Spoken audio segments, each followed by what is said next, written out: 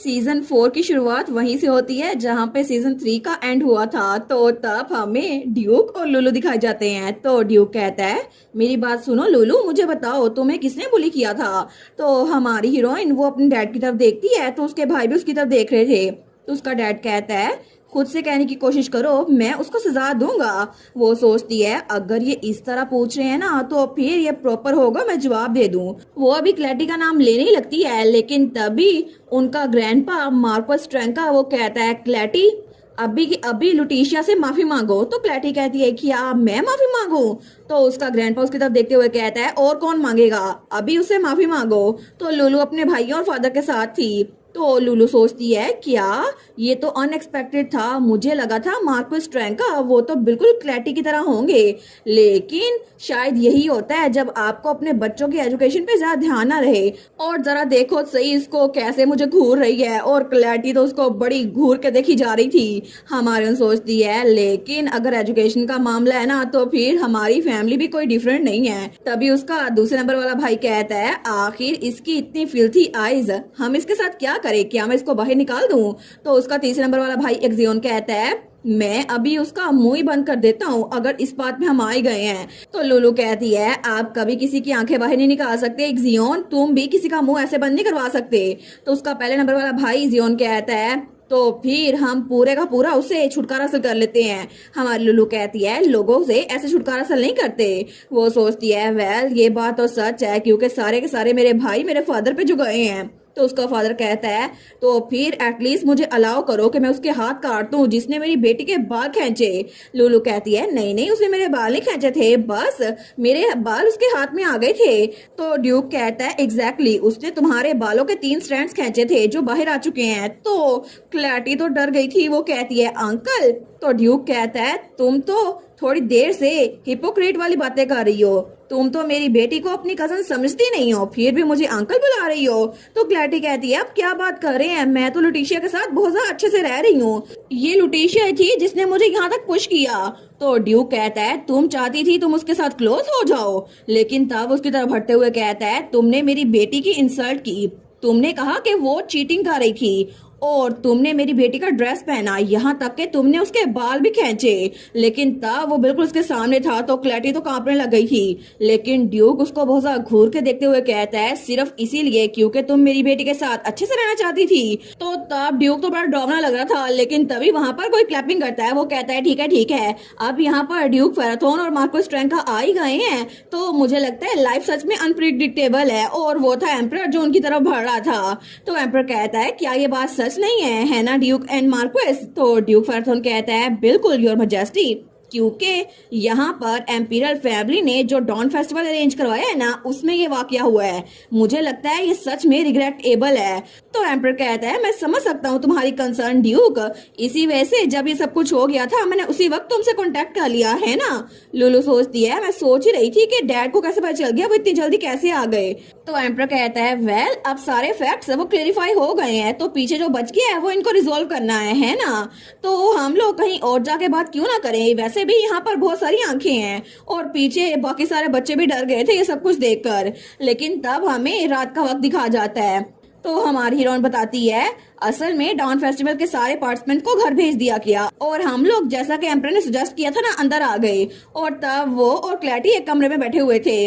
लुलू सोचती है, अगर ये सब कुछ चलता रहा ना तो क्लैटी वो शायद मेरे पास्ट को एक्सपोज कर देगी, लेकिन मुझे लगता है नोबल सोसाइटी में भी विक्टिम की स्टोरी वो भी गॉसिप बन जाती है, और अगर इसने सबको बता दिया कि ये मेरे साथ क्या क्या करती फिरती थी, तो जो लोग पहले मेरे पे तरस खा रहे थे वो लोग कहेंगे इस पे तो मजाक उड़ाना चाहिए। लेकिन तब वो सोचती है, इसी वजह से फादर ने तो अंकल के खिलाफ कोई लॉ सूट भी फाइल नहीं किया था ताकि मेरा मजाक न बने, और अभी यहाँ पर सिर्फ मैं और क्लैटी हैं क्योंकि अडल्ट्स मेरी बात मानकर बाहर चले गए हैं। और तभी उसे याद आता है जब थोड़ी देर पहले एम्पर ने कहा था, क्या तुम लेडी ट्रैंका के साथ अकेली रहना चाहती हो। लूलू ने कहा था, जी बिल्कुल, मैं चाहती हूँ कि मैं अपनी एज की लड़की के साथ खुल के बात करूँ, वो मेरी बात समझ जाएगी।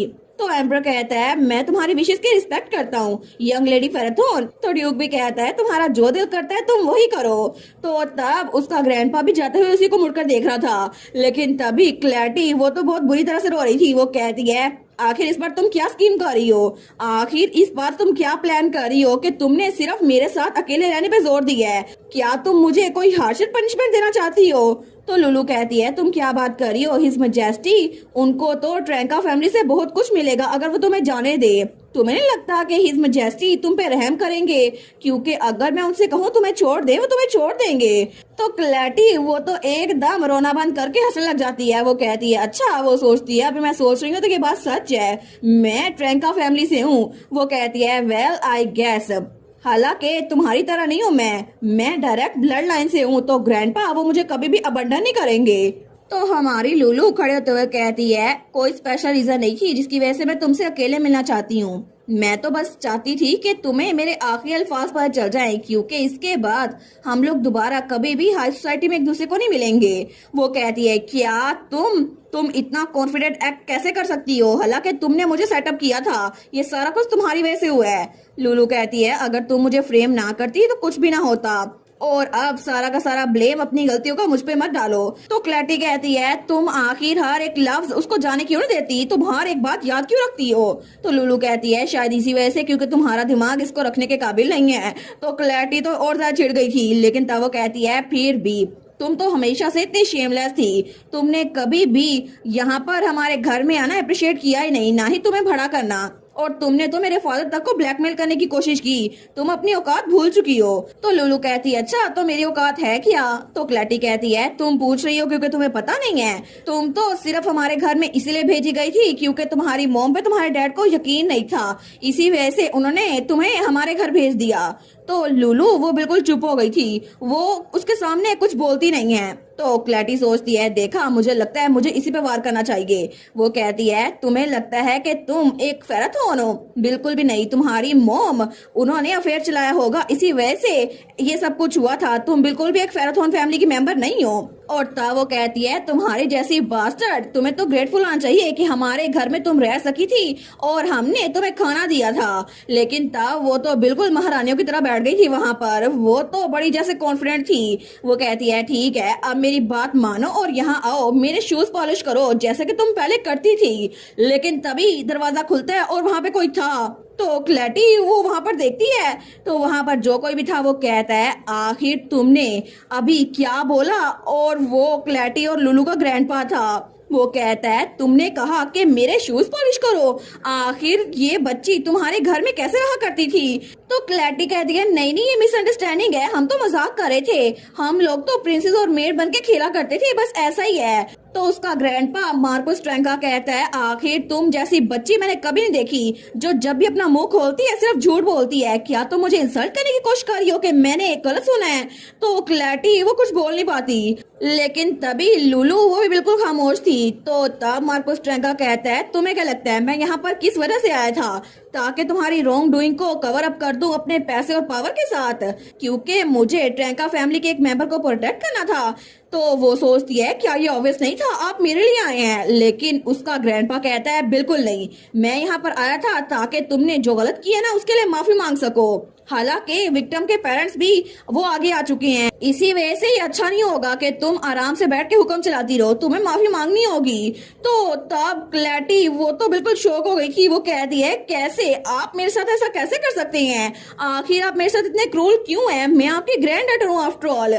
तो तब उसका ग्रैंडपा उसकी तरफ बढ़ते हुए कहता है मैं क्रूर हूँ? मैं तुम्हें बता रहा हूँ कि तुम्हें अपने गलत काम की रिस्पॉन्सिबिलिटी लेनी होगी, तुम्हें माफी मांगनी होगी। लेकिन फिर भी अगर तुम ऐसा नहीं कर सकती तो फिर मैं तुम्हारा अच्छा ग्रैंडपा बिल्कुल नहीं बन सकता।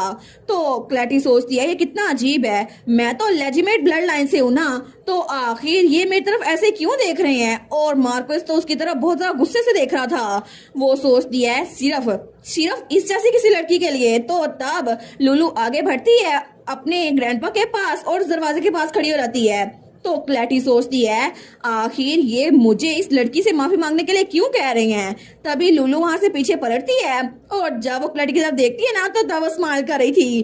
तो तब वो सोचती है क्या ये मुझे नीचा दिखाने की कोशिश कर रही है कि मेरे ग्रैंडपा तक मेरे साथ नहीं है? और तब तो क्लैटी को बहुत ज्यादा गुस्सा आया था, वो तो अपने होंठ तक चबा रही थी। वो सोचती है ये अपने आप को समझती क्या है, मैं इसको छोड़ूंगी नहीं। लेकिन क्लैटी अब तो तुम्हारी बैंड बच चुकी है, अब आगे क्या करना है तुम? हमें थोड़ी देर पहले का सीन दिखाया जाता है जहाँ पे लुलू ने कहा था मुझे अपनी सिस्टर क्लैटी से अकेले में बात करनी है, और लुटिशिया की रिक्वेस्ट पर अडल्ट्स ने कहीं और जाने का फैसला कर लिया था।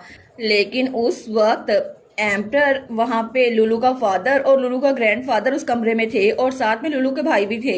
लेकिन तब उसका ग्रैंडपा वो तो दरवाजे के पास खड़ा हुआ था, और लुलू का फादर ड्यूक फेराथोन वो तो वहां आराम से बैठा हुआ था, लेकिन उसका ऑरा भी बड़ा डार्क था। तो एम्पर बेचारा सोचता है एटमोस्फियर तो बड़ा हैवी लग रहा है। तो तभी एम्पर वो माहौल को थोड़ा शांत करते हुए कहता है, अहम मैंने सुना था कि ड्यूक फेराथोन वो तो अपनी सबसे छोटी बेटी को बहुत ज्यादा पसंद करते हैं, लेकिन मुझे लगा नहीं था कि वो इतना ज्यादा पसंद करते हैं। तो ड्यूक कहता है क्या ये नेचुरल नहीं है? मेरी बेटी बहुत ज्यादा काइंड, जेंटल और बहुत ही ज्यादा अफेक्शनेट है मेरी तरफ, और वैसे भी वो मुझे इतना ज्यादा पसंद करती है। उसने कहा था कि मैं दोबारा से रेस ट्रैक में वापस न जाऊं। तो एम्पर कहता है रेस ट्रैक, लेकिन वो क्यों? तो तभी ड्यूक स्माइल करता है क्योंकि उसे लुलू की तारीफें करने का मौका मिल गया था।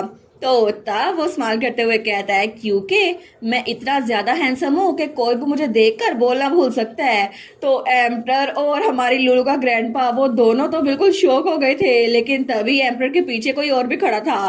तो वो था लुलू का सबसे बड़ा भाई। वो कहता है मेरी सबसे छोटी बहन, उसने मुझसे कहा था मैं एक स्टैचू हूँ और मैं तो किसी एग्जीबिशन हॉल में होना चाहिए जितना मैं हैंडसम हूँ। तो एम्पर उसकी बात सुन के भी हैरान रह गया था।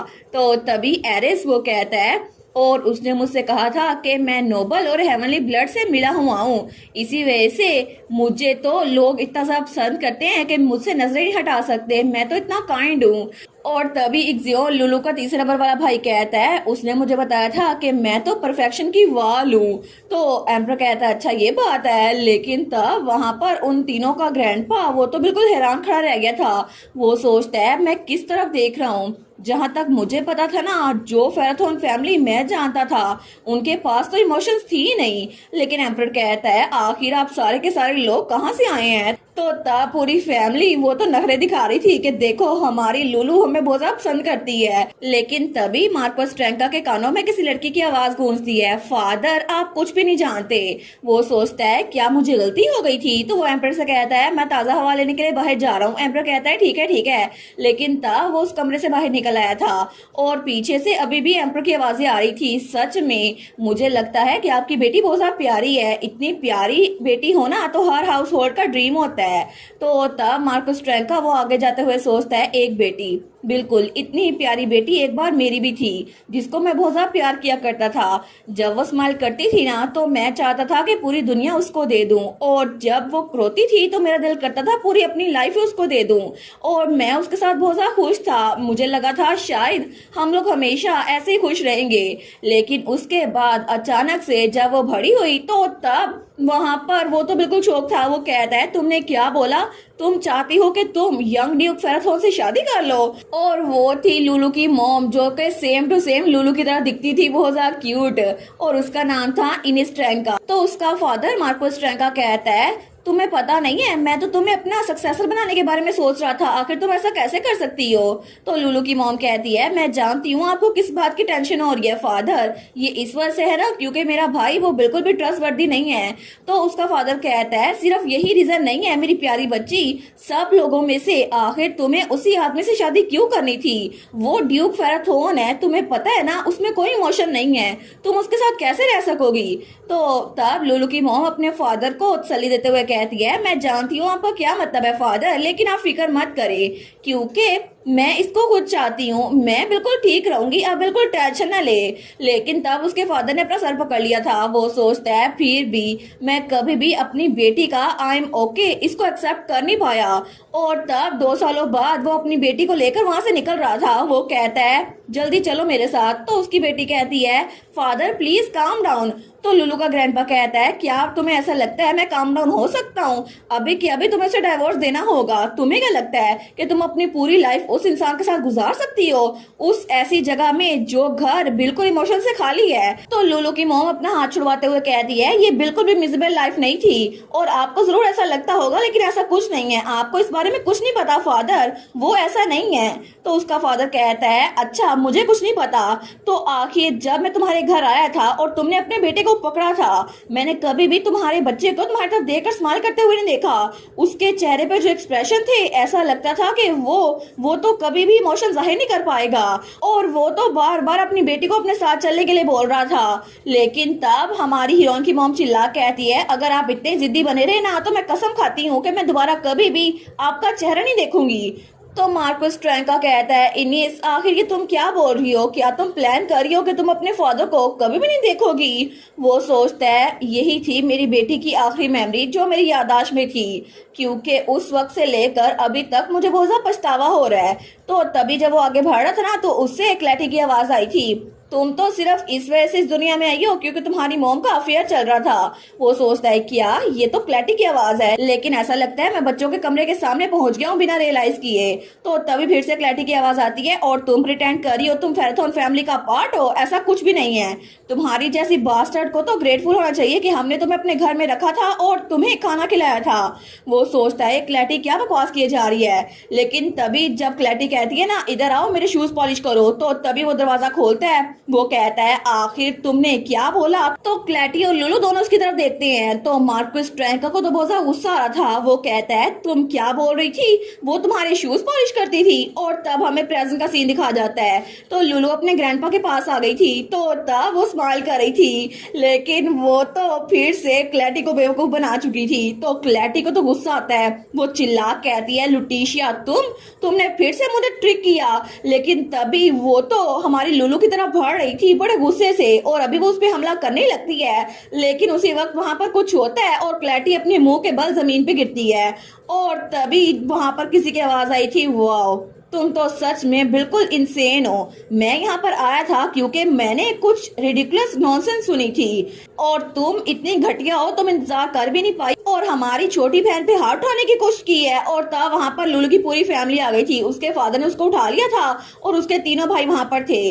तो तभी एक्सियोन कहता है, योर मजेस्टी मुझे लगता है कि आपको अभी इसको डिटेन करना चाहिए, अदरवाइज मुझे नहीं पता मैं क्या कर दूंगा। तो लुलू को उसके फादर ने उठाया हुआ था, वो तो डरी हुई लग रही थी। तो दूसरा उसका भाई भी कहता है, अच्छा होगा कि हम इसको अभी सेटल कर ले।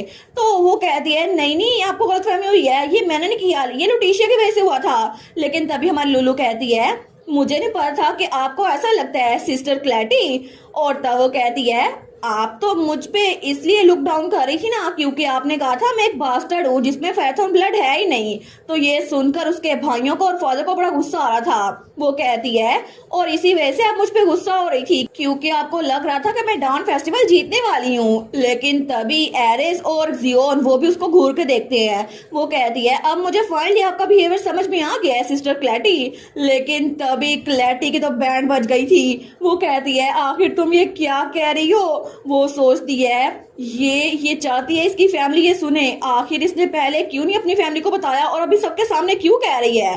तो तब लुलू के भाई और फादर की आंखों में से तो अंगारे निकल रहे थे। वो सारे के सारे कहते हैं, तुमने क्या बोला?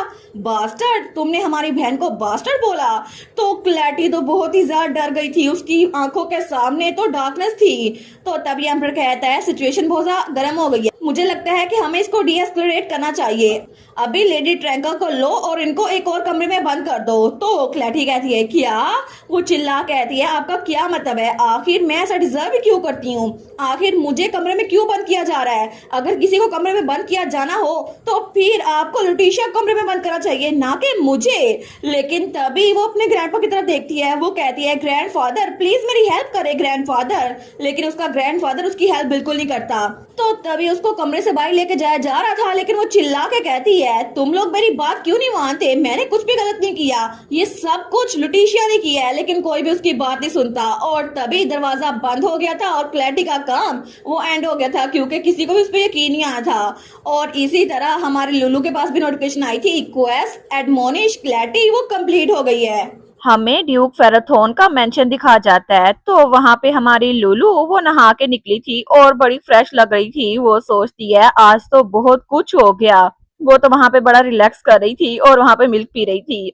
वो सोचती है, मुझे लगता है कि मुझे अब दोबारा कभी भी उस क्लैटी का चेहरा नहीं देखना पड़ेगा।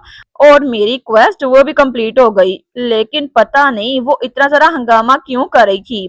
बेसिकली वो सारे नोबल्स जिनको डिसग्रेस किया जाता है ना, उनको एक रूम में रखा जाता है। वो तो ऐसे ही शोर मचा रही थी। लेकिन तभी वहां पर उसका भाई आता है। वो कहता है, माय लिटिल सिस्टर हमने आज एम्पीरियल पैलेस में अपने आप पे बहुत काबू रखा, तो क्या तुम हमारी तारीफ नहीं करोगी? और वो था एरिस, जो जैसे ही उसके बालों से टॉवल खींचता है ना, तो लुलू के बाल खुल गए थे। और वहां पे उसके तीनों भाई थे, एरिस, एक्सियोन और जियोन। और तीनों ही बड़े हैंडसम थे, लेकिन लुलू तो उनके सामने बिल्कुल छोटी सी लग रही थी। तो तभी उसके तीनों भाई कहते हैं, तो क्या तुम हमारी तारीफ नहीं करोगी? तो एक्सियोन कहता है, अपने बाल प्रॉपरली ड्राई करना। तो लुलू सोचती है, ये तो बिल्कुल ब्लाइंडिंग है, मेरे भाई इतने सारा हैंडसम है। लेकिन वो हंसते हुए कहती है, ठीक है, मैं ऐसा ही करती हूँ। और तभी वो तीनों के सर पे थपकी देती है, तीनों को शाबाश देती है। वो सोचती है, उस वक्त जब उसने मेरे इलेजिमेट चाइल्ड होने की बात की ना, तो सबको गुस्सा आ गया। लेकिन उन्होंने मुझसे इस बारे में कोई भी बात नहीं की, क्योंकि उनको पता है ये बात सिर्फ झूठ है। मुझे लगा था शायद हमें एम्परेट से वहां पर माना यूज करने की वजह से डांट पड़े, लेकिन फिर भी एम्परर ने हमारे डिस्बैंड होने तक कोई बात नहीं की। और मुझे लगा था कि मार्कस ट्रैंका वो भी कोई बात करेंगे, लेकिन वो भी बिल्कुल चुप रहे थे। और उसे याद आता है, जब वो लोग वहां से जा रहे थे ना, तो मार्कस ट्रैंका वो भी बिल्कुल चुप थे। तो हमारी लुलू सोचती है, उस वक्त मुझे लगा था शायद वो भी अंकल या क्लैटी की तरह के इंसान होंगे, लेकिन में भी मुझे गलतफहमी हो गई होगी। और दूसरी तरफ मार्कस ट्रैंका उनका कमरा दिखा जाता है, जहाँ पे वो खिड़की के पास खड़े हुए थे। और तभी एक मेड उनको आकर एक रिपोर्ट देती है, लेकिन उस रिपोर्ट को पढ़कर वो बिल्कुल सीरियस हो गए थे। तो तब हमें अगले दिन का सीन दिखा जाता है, जब क्लैटी उस कमरे में बैठी बड़ी चिड़ी हुई थी। वो सोचती है, वो क्रेजी फेराथन, आखिर उनकी हिम्मत कैसे हुई कि वो मुझे मारने की कोशिश करें। लेकिन फिर भी एज एक्सपेक्टेड हिज मेजेस्टी, वो तो मुझे प्रोटेक्ट करेंगे ना, ऑफ कोर्स, क्योंकि बाकियों की तरह नहीं हूँ मैं लेजिमेट चाइल्ड हूँ, मैं एक नोबल हूँ। और नोबल्स को प्रोटेक्ट करना एम्पर का काम है। और ग्रैंडफादर वो मुझे कभी भी अबंडन नहीं करेंगे। तो तब क्लैटी वो तो बड़ी खुश थी, वो सोचती है, बिल्कुल मैं लेजिमेट चाइल्ड हूँ। और तब वो अपने नाखून चबा रही थी। वो सोचती है, ग्रैंडपा वो मुझे बाहर नहीं निकालेंगे, है ना? ऑफ कोर्स मैं उनकी ग्रैंड डॉटर हूँ, मुझे बाहर नहीं निकालेंगे। लेकिन तभी जब वो वहां पर देखती है, तो उसके ग्रैंडपा आए हुए थे। तो क्लैटी वो अपने ग्रैंडपा को देखकर खुश हो गई थी। वो सोचती है, अब ये मुझे यहाँ से बाहर निकाल देंगे, है ना? तो तभी दूसरी तरफ हमें हमारी लुलू दिखाई जाती है, जो कि वहां बैठ के कुकीज खा रही थी। वो सोचती है, कितना टाइम हो गया ना जब से मैंने इतना पीस एंजॉय किया हो। और तब वहां पर उसकी मेड कुकीज रख के चली गई थी, लेकिन लुलू तो बड़ी रिलैक्स कर रही थी। तो तभी उसके सामने सिस्टम विंडो ओपन होती है। वो सोचती है, सिस्टम विंडो इस वक्त, लेकिन इसका क्या काम? लेकिन जैसे ही उसने वहां पे वो नोटिफिकेशन देखी थी ना, तो लुलू वो खड़ी हो जाती है। वो कहती है, आना, क्या तुम मेरी बाहर जाने में हेल्प कर सकती हो, मुझे रेडी करने में? आना कहती है, जी, लेकिन आप जा कहाँ पे रही हैं? तो हमारी लुलू, उसके सर से वो परिंदा भी उड़ गया था, वो तो चिल्लाई जा रहा था। लेकिन लुलू कहती है, एम्पीरियल पैलेस, मुझे एम्पीरियल पैलेस जाना है। तो तब दूसरी तरफ हमें वहां पर फिर से क्लैटी का सीन दिखा जाता है, जो कि अपने ग्रैंडपा को देखकर बहुत ज्यादा खुश हो गई थी। वो सोचती है, ग्रैंडफादर ये मुझे यहाँ से बाहर निकालेंगे, है ना? मैं इस जेल में, इस कमरे में रह नहीं सकती। तो उसका ग्रैंडपा बिल्कुल सीरियस था। लेकिन तभी वो क्लैटी की तरफ देखता है, तो तब लुलू का ग्रैंडपा भी बड़ा हैंडसम था। तो तब क्लैटी सोचती है, देखा, ग्रैंडपा यहाँ पर आ गए मुझे बचाने के लिए। तो उसका ग्रैंडपा उसकी उम्मीदों पे पानी फेरते हुए कहता है, मैंने कल रात तुम्हारी नैनी को समन किया था, और तुम्हारे बिहेवियर पे रिपोर्ट मुझे रिसीव हुई है। और शुरू से लेकर अब तक, जब से तुम्हारे फादर ने वो मिस्टेक की थी ना, उनको इस फैमिली से बाहर निकाल दिया गया था, उसकी वजह से बहुत कुछ हुआ। लेकिन मुझे लगा था शायद तुम सुधर जाओगी। तो तब क्लैटी चिल्ला के कहती है, आप यहाँ पर ये बात करने के लिए आए हैं? तो आखिर आप ये बात कर ही क्यों रहे हैं? आप तो हमेशा से मेरे साथ और मेरे फादर के साथ बहुत ज्यादा स्ट्रिक्ट थे। क्या आपने कभी सोचा भी है कि आपकी वजह से हम लोग कितने हर्ट हुए हैं? तो उसका ग्रैंडपा कहता है, अपने फादर को मुझ पे गिल्ट ट्रिप करने के लिए फोर्स मत करो। अगर तुम्हें अपने फादर की इतनी फिक्र होती तो तुम उसके साथ क्यों नहीं चली गई थी? लेकिन नहीं, तुम्हें पावर पसंद है ना, इसी वजह से। तो तब वो अपना सर पकड़ते हुए कहता है, मैं तो पहले ही तुम्हारे कैपिटल में एंटर होने के खिलाफ था, लेकिन मुझे लगा था कि जब तुम्हें पावर मिल जाएगी तो तुम कैसे एक्ट करोगी। फिर भी मैंने तुम्हें एक चांस दिया। मैं उम्मीद कर रहा था कि मेरी जजमेंट वो गलत हो, लेकिन देखो ये रहा वो रिजल्ट। और तब उसके ग्रैंडपा को तो बड़ा गुस्सा आ गया था। वो कहता है मैंने सुना था कि तुमने एक मेड पे हाथ भी उठाया था। तो क्लैटी कहती है इतनी ट्रिवियल सी चीज के लिए आप मुझे डांट रहे हैं। तो उसका ग्रैंडपा कहता है क्लैटी मैं तुम्हें जानता हूँ, तुम्हें कभी भी इस बात पे यकीन नहीं था ना कि लुटिशिया इलिजिमेट है। तो तब क्लैटी उसका बिल्कुल डार्क हो रहा हो गया था। वो हंसते हुए कहती है क्या, ऐसा कुछ भी नहीं है, आप क्या बात कर रहे हैं। आपको पता है कि लुटिशिया वो कोई मैजिक यूज नहीं कर सकती, उसकी मदर जरूर कोई अफेयर चला रही होगी। लेकिन तभी उसका ग्रैंडपा कहता है अपनी जुबान संभाल के बात करो, उस बच्ची की माँ मेरी बेटी है, तुम जानती हो ना कि वो तुम्हारी आंट लगती है। तुमने अपने आप को कन्विंस कर लिया था कि लुटिशिया इलिजिमेट है, लेकिन तुम दिल से जानती थी ये बात सच नहीं है। तो तब क्लैटी वो कुछ बोल नहीं पाती।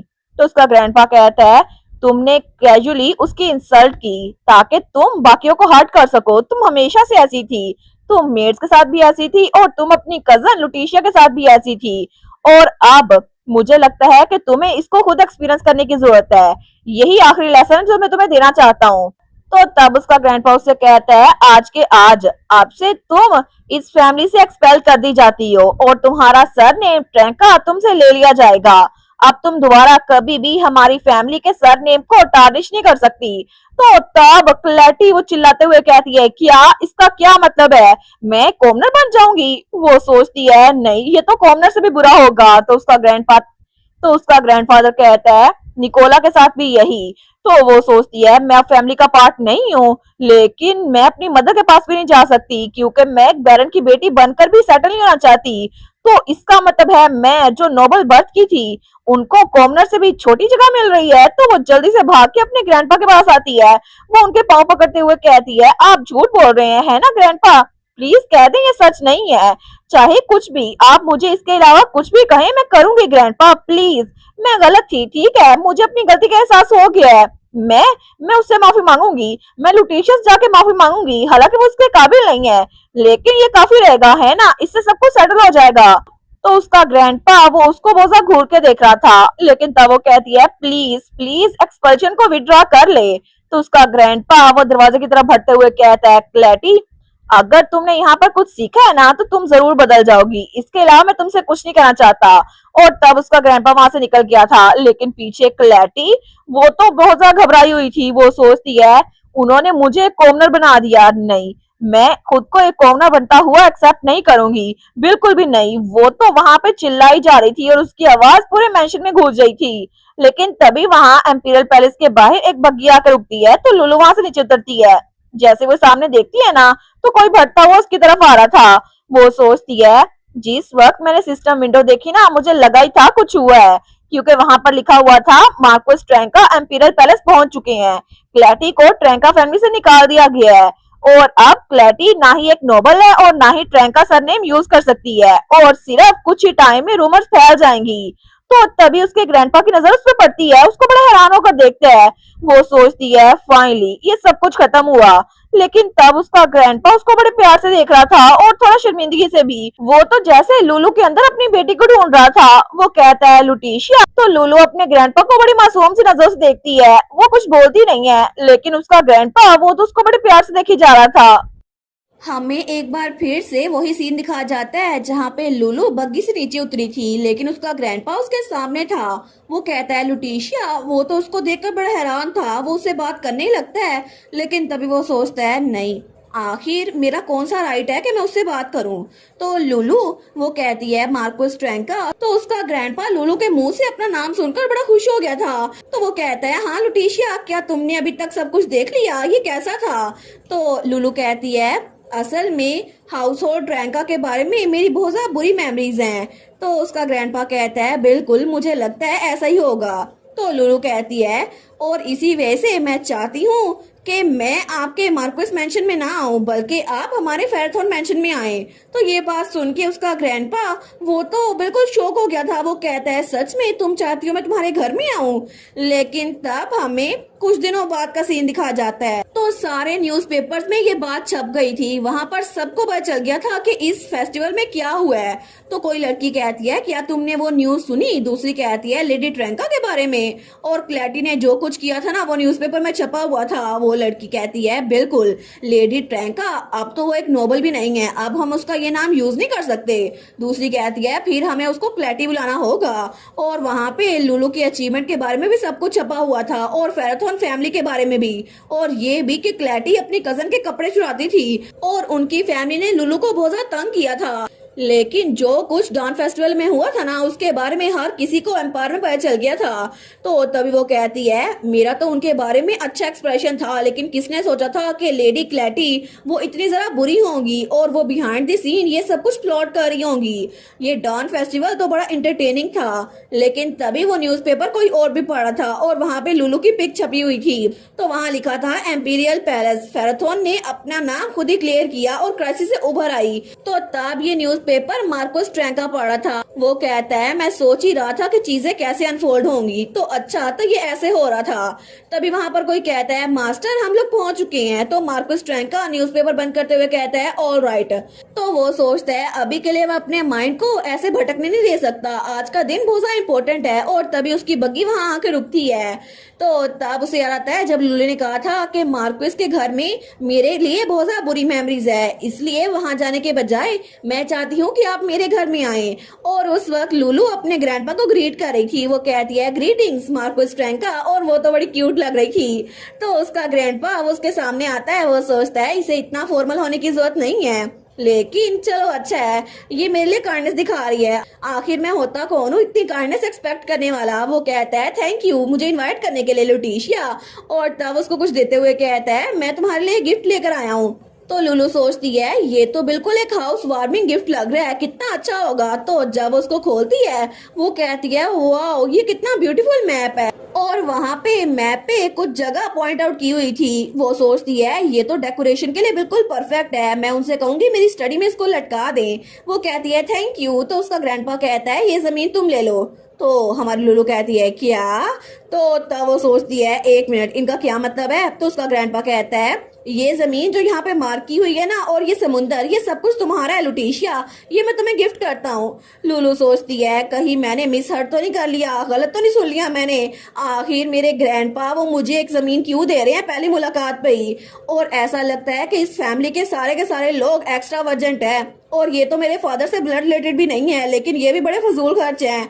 तो तब वो कहती है मैं आपको टी रूम की तरफ गाइड करती हूँ, मेरी फैमिली आपका इंतजार कर रही है। तो उसका ग्रैंडपा कहता है ठीक है। उसका ग्रैंडपा तो बड़ा खुश था, लेकिन थोड़ी देर बाद हमारी लुलू उसको टी रूम में ले आई थी। तो लुलू कहती है आज का डिजर्ट वो तो टार्ट है जिसमें फ्रेश स्प्रिंग स्ट्रॉबेरीज फील्ड की गई हैं, और इसके अलावा मैरी उसने कस्टर्ड खुद बनाया है, वो बड़ी स्किल्ड है। तो वहाँ पे हमारी लुलू का फादर, उसका सबसे बड़ा भाई, और वहाँ पे उसके दूसरे नंबर वाला भाई और तीसरे नंबर वाला भाई भी बैठे थे, चारों को चारों वहाँ पे बैठे थे। तो लुलू कहती है मैं उम्मीद करती हूँ ये आपके टेस्ट को सूट करे। तो तब उनके सामने बहुत सारी चीजें थी। तो मार्कोस ट्रैंका सोचता है ये नेचुरल है कि ये एटमॉस्फेयर इतना वेलकमिंग नहीं है, लेकिन फिर भी वो मेरे जैसे ओल्ड मैन के लिए कंसिडरेट हो रही है, कितना अच्छा है। वो कहता है थैंक यू ये बहुत ज्यादा डिलीशियस लगती है, लेकिन उसके हाथ में जो कप पकड़ा हुआ था वो बड़ा छोटा सा था। तो तभी वो इधर उधर देखते हुए सोचता है लेकिन एक चीज मुझे बड़ा तंग कर रही है। और तब वो लुलू का कमरा देखते हैं जहाँ पे पिंक कर्टन्स लटके हुए थे, और वहाँ पे पिंक कलर का शीशा था और बहुत सारी चीजें पिंक थी। वो सोचता है क्या चीजें मैं देख रहा हूँ, एक पिंक टी रूम फेराथन ड्यूकल हाउस में, और वहाँ पर वो सारे के सारे छोटी छोटी चेयर्स में बैठे हुए थे जो कि लुलू की थी, और वो सारे तो अड़ अड़ के बैठे थे। वो सोचता है हम सारे के सारे यहाँ पे इकट्ठे बैठे हुए हैं। तो लुलू के तीनों भाई, उसका ग्रैंडपा और उसके फादर सारे उसके साथ थे। तो तभी लुलू का फादर कहता है लुलू, तो ये सुनकर मार्कोस के मुंह से चाय निकल जाती है। वो सोचता है क्या लुलू, वो अपना मुंह साफ करते हुए सोचता है ये कोल्ड और रुथलेस मैन ड्यूक फेराथन वो अपनी बेटी के चेहरे पे क्रीम अपने हाथों से साफ कर रहा है। तो उसका फादर कहता है देखो यहाँ पे लगी थी। तो तभी मार्कोस ट्रैंका को याद आता है जब उसकी बेटी ने कहा था कि इतना भी मिजरेबल नहीं है, ये ऐसा जरूर लगता होगा लेकिन ऐसा बिल्कुल भी नहीं है। तो मार्कोस सोचता है मुझे लगा था मेरी बेटी चेंज हो गई है और झूठ बोल रही है, लेकिन शायद मैंने जो सुना था वो बिल्कुल सच था। और लुलू तो अपने फादर को स्माइल करके देख रही थी और उसका फादर भी इसको स्माइल करके देख रहा था। लेकिन थोड़ी देर बाद टी टाइम के बाद अडल्ट कन्वर्सेशन का टाइम आ गया था और वहां पे मार्क्विस ट्रेंका और ड्यूक फेरथन बैठे हुए थे, लुलू के ग्रैंडपा और फादर, और लुलू के तीनों भाई लुलू को ले गए थे। तो तब मार्क्विस ट्रेंका हमारे ड्यूक फेरथन को देखते हुए सोचता है, इसकी गेज ये तो बिल्कुल कोल्ड लग रही है, जिसमें कोई भी इमोशन नजर नहीं आ रही। लेकिन पहले जब मैंने इसको देखा था तो लुटिशिया को देखते हुए इसके चेहरे पे वार्मथ थी जो अब बिल्कुल गायब हो गई है। तो लुलू का ग्रैंडपा कहता है लुटिशिया के बारे में, क्या उसके पास कोई भी पावर्स नहीं है, क्या ये बात सच है? तो ड्यूक कहता है बिल्कुल ये बात सच है। तो मार्क्विस कहता है तो आखिर अब तक वो कैसे जिंदा रही थी, क्या तुमने उसके इर्द गिर्द बैरियर खुद बनाया था उसको प्रोटेक्ट करने के लिए? तो ड्यूक सोचता है इनको ये बात पता नहीं है, लेकिन अटैक्स मैजिक पावर के वो लुटिशिया पे काम नहीं करते, और उसके पास तो रेयर एबिलिटी है प्योरीफाई माना की, और वो तो बहुत ज्यादा टैलेंटेड बच्ची है। लेकिन मेरे पास कोई वजह नहीं है कि मैं अपनी फैमिली के बारे में इस इंसान को बताऊं जो फेराथोन को बिल्कुल छोटा समझता है। तो ड्यूक फेराथोन कहता है ऐसा लगता है कि आपको मेरी बेटी में बड़ा इंटरेस्ट है। तो लुलू का ग्रैंडपा कहता है वो मेरी ग्रैंड डॉटर है आफ्टर ऑल। तो ड्यूक कहता है अच्छा, लेकिन अभी तक 10 सालों में आपने अपना चेहरा दिखाया क्यों नहीं, अगर आपको इतनी फिक्र थी उसकी? तो ऑफ कोर्स मैं एग्जैक्टली इस पोजीशन में नहीं हूँ कि मैं भी कुछ कह सकूं। तो लुलू का ग्रैंडपा कहता है तुम्हारा मतलब है जब तुम जंग में गए थे मैंने सुना था ये एम्पीरियल कमांड है। वो सोचता है मुझे पता है कि एम्पीरियल ऑर्डर को मना करना बगावत समझा जाता है, लेकिन फिर भी मुझे पता है, मैं इसको लॉजिकली समझता हूँ, लेकिन अभी तक मैं अपने सन इन लॉ से नफरत करता रहा था कि वो मेरी बेटी के मरने के फौरन बाद जंग में चला गया। तो तब हमारे लुलू का फादर कहता है मैंने एम्पर के साथ डील की थी कि इनिस को बचाने के लिए मुझे होली वाटर चाहिए। तो मार्कुस कहता है क्या होली वाटर? मुझे ये ना बताना कि तुमने जंग में जाने के लिए सिर्फ इसीलिए हाँ की थी क्योंकि तुम्हें होली वाटर चाहिए था। तो तब ड्यूक आहिस्ता आवाज में कहता है लेकिन आखिर में इसकी वजह से इनिस की जान बच नहीं पाई और वो यहाँ चली गई। तो मार्कुस तो बड़ा हैरान था, वो सोचता है मुझे पता नहीं था कि ये जंग में मेरी बेटी को बचाने के लिए जा रहा था। वो कहता है इस सारे वक्त में मुझे लगा था कि मेरी बेटी वो अकेली मरी थी, बिल्कुल लोनली। तो ड्यूक कहता है ये आपकी गलती नहीं है मार्क्विस, इनिस ने मुझे खुद कहा था कि मैं आपको उसकी इलनेस के बारे में इन्फॉर्म ना करूं। तो मार्क्विस कहता है अगर मैं इतना जिद्दी ना होता, अगर मुझे पहले पता चल गया होता तो फिर शायद मैं उसके पास होता। और सिर्फ यही नहीं, मेरे घर में मेरा बेटा मेरी ग्रैंड डॉटर को इतना टॉर्चर करता था, लेकिन मुझे इस बारे में पता नहीं था। अगर उस वक्त मेरा दिमाग ठीक होता तो मैं अपने हाउस होल्ड को सही से मैनेज करता, ये सब कुछ ना होता। तो ड्यूक कहता है मैंने सुना था कि जब आपको इनिस की मौत की खबर मिली तो आप कोलैप्स हो गए थे शॉक की वजह से। तो मार्कुस कहता है क्या तुम तब से मुझे कंफर्ट करने की कोशिश कर रहे हो? मुझे लगा नहीं था कि तुम इस चीज के कैपेबल होगे। तो हमारा ड्यूक कहता है मेरी बेटी ने मुझे कहा था कि मुझे अपने फादर इन लॉ को ऐसे ट्रीट करना चाहिए। तो मार्कुस कहता है लुटिशिया ने ऐसा कहा था? तो ड्यूक चाय पीते हुए कहता है बिल्कुल, उसने बोला था कि ये के कंफ्यूजन एटिकेट है। और लुलू तो वहां पे हमबुक में बहुत ज्यादा क्यूट लग रही थी। तो ड्यूक कहता है इसी वजह से मैं आपको ऐसे ट्रीट कर रहा था क्योंकि मैं आपके साथ बुरा सलूक कर सकता था, लेकिन इससे मेरी बेटी उसको बुरा लग जाता। तो मार्कुस कहता है क्या इसने क्या बोला के किया? और असल में ये एक स्लैंग वर्ड था जिसका मतलब था कोरियन इंडस्ट्री में अपने से बड़े लोगों से अच्छे से पेश आना, उनकी इज्जत करना। जब हमारी लुलू का ग्रैंडपा कहता है ना कि क्या, तो हमारी हीरोइन का डैड कहता है ये बात तो मुझे भी सही से समझ नहीं आई थी और ना ही मुझे इसकी रीजन पता है, लेकिन मेरी बेटी ने कहा था ना तो फिर मैं ऐसे ही एक्ट करूंगा। तो लुलू का ग्रैंडपा कहता है अच्छा ये बात है। वो सोचता है ये तो बिल्कुल एक फेराथोन की तरह ही है जिसको इसके पीछे की रीजन नहीं पता, फिर भी मुझे पता नहीं था कि ऐसा कुछ होगा। लेकिन तभी वो सोचता है जब भी मैं हाई सोसाइटी में जाता था ना तो सब लोग यही बात करते थे कि ड्यू का फेराथोन बहुत ज्यादा अजीब इंसान है, उसकी आंखों में कोई इमोशन नजर नहीं आती और ऐसा लगता है कि वो किसी को बिना कुछ सोचे समझे मार सकता है। तो तब वो सोचता है उस वक्त अगर मैं ये सारी बातें सुनता ना तो मैं इस बात से एग्री करता, लेकिन आज मेरा ये सारा बिलीफ आहिस्ता आहिस्ता करके टूट रहा है। तो तब ड्यूक कहता है अगर आप सेंट्रल गार्डन में जाए ना तो लुलू आपको वहां पर मिलेगी। तो लुलू का ग्रैंडपा उठते हुए कहता है थैंक यू। वो सोचता है मुझे तो अभी तक आदत नहीं हो रही इसके मुंह से लुलू सुनकर, लेकिन तभी उसको कुछ याद आता है। वो कहता है बस मेरा एक सवाल है। तो ड्यूक फेराथोन कहता है जी क्या सवाल है? तो मार्कुस कहता है क्या क्या तुमने मेरी बेटी को बचाने के लिए एम्पर के साथ डील की थी सिर्फ इसी वजह से क्योंकि वो तुम्हारी जिम्मेदारी थी? तो तब ड्यूक थोड़ी देर के लिए खामोश होता है। तो तब मार्क्विस सोचता है अगर अगर ये कहे ये इसकी जिम्मेदारी नहीं थी बल्कि इसने ये सिर्फ इसलिए किया क्योंकि ये मेरी बेटी से प्यार करता था तो शायद मैं कुछ समझ पाऊं।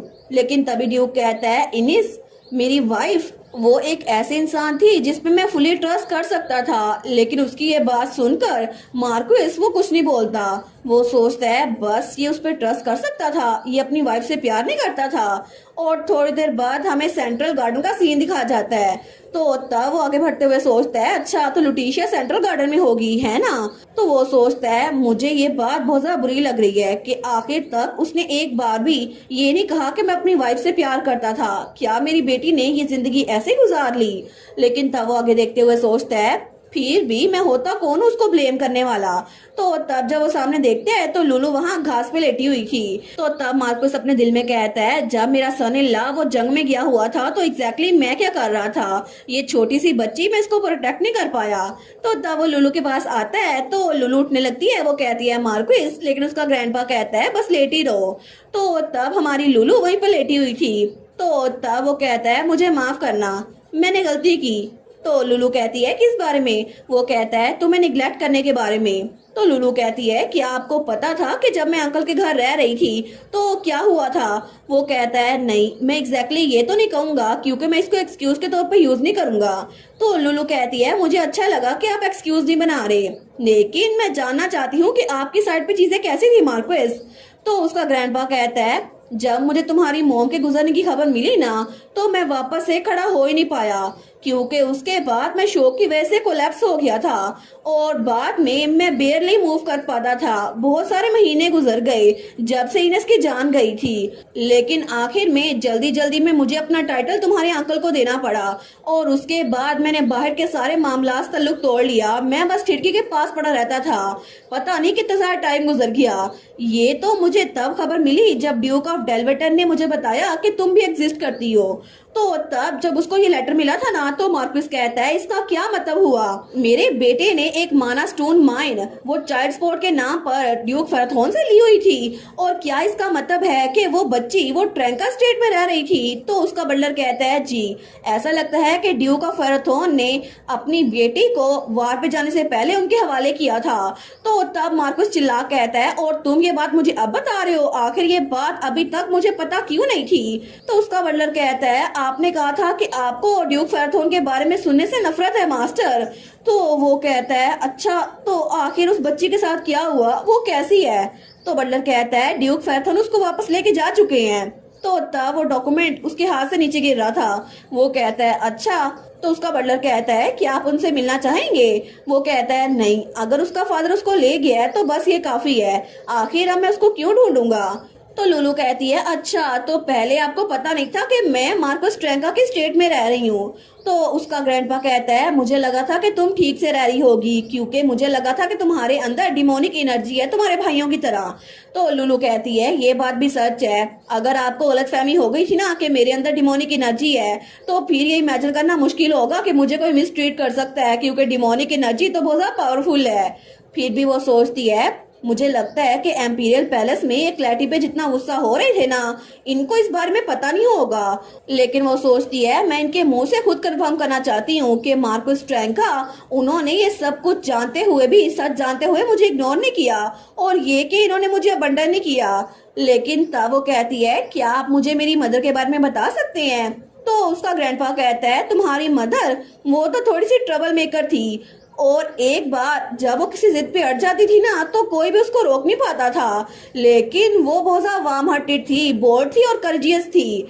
तो लुलू कहती है क्या सच में मोम ऐसी थी? मुझे तो इस बारे में कुछ नहीं पता था। तो उसका ग्रैंडपा कहता है और वो तो बहुत ही ज्यादा स्मार्ट थी, मुझे लगा था कि मैं अपना टाइटल उसे दूंगा उसके भाई को नहीं। तो लुलू कहती है आप तो बहुत ज्यादा डिसअपॉइंटेड हुए होगे ना जब मोम ने फेराथोन जाने का डिसाइड किया? वो कहता है डिसअपॉइंटेड ये तो इस बात को कवर करता ही नहीं है, तो लैला कहती है आप क्या कर सकती हैं, आप प्यार को रोक तो नहीं सकते। तो उसका ग्रैंडपा कहता है प्यार को। लुलू कहती है ऑफ कोर्स, मॉम और डैड ने इसी वजह से शादी की थी ना, क्योंकि वो एक दूसरे से प्यार करते थे। तो उसका ग्रैंडपा वो सोचता है यही अल्फाज तो मैं इसके फादर के मुंह से सुनना चाहता था। तो तब वो थोड़ा इमोशनल हो गया था। लुलू कहती है क्या क्या आपको ऐसा तो नहीं लगता था कि डैड मॉम से प्यार नहीं करते थे? ये बिल्कुल भी सच नहीं है। तो उसका ग्रैंडपा कहता है तुम्हारे फादर ने कहा था कि फेरथोन के लोगों को बिल्कुल भी इमोशन पोजेस नहीं होती। तो तब वो सोचता है आखिर मैं एक बच्ची से ये क्यों कह रहा हूँ, मैं तो बिल्कुल इमेच्योर बन रहा हूँ। लेकिन लुलू कहती है मेरे डैड उनको ऐसा ही लगता होगा, क्योंकि ये तो बिल्कुल बर्न स्कार्स की तरह है ना। तो उसका ग्रैंडपा कहता है बर्न स्कार्स? वो कहती है बिल्कुल, डिमोनिक एनर्जी बिल्कुल आग की तरह है, और जब ह्यूमैनिटी के पास बहुत ज्यादा पावर होती है ना, तो बिल्कुल जैसे फायर की वजह से ये डिमोनिक एनर्जी आती है ना, ये भी इंसानों के बस से बाहर है। और अगर कोई अपने हाथों से उस फायर को कंट्रोल करना सीख ले तो फिर उसका जलना भी तय है। लेकिन जब वो बर्न्स हील हो जाते हैं तो फिर उनको हर्ट होना बंद हो जाता है। उनको लगता है ये बिल्कुल ठीक है, लेकिन उनकी सेंसेस बिल्कुल डल बन जाती है। तो तब वो कहती है फिर भी अगर वो ये सब कुछ करना भी चाहें उनको कुछ भी फील नहीं होता, और कभी कभार अगर ये उनको फील हो फिर भी वो बता नहीं सकते ये फीलिंग है क्या।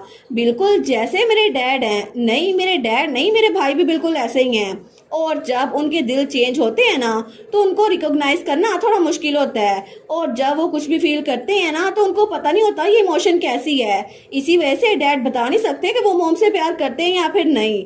लेकिन तब उसका ग्रैंडपा कहता है इसका मतलब है कि बिल्कुल फायर की तरह डिमोनिक एनर्जी किसी इंसान के दिल में जख्म कर जाती है। वो कहती है बिल्कुल मुझे ऐसा ही लगता है, इसी वजह से मैं चाहती हूँ कि मेरे डैड और मेरे भाई उनके बस मैं कम्प्लीटली हील कर दूं।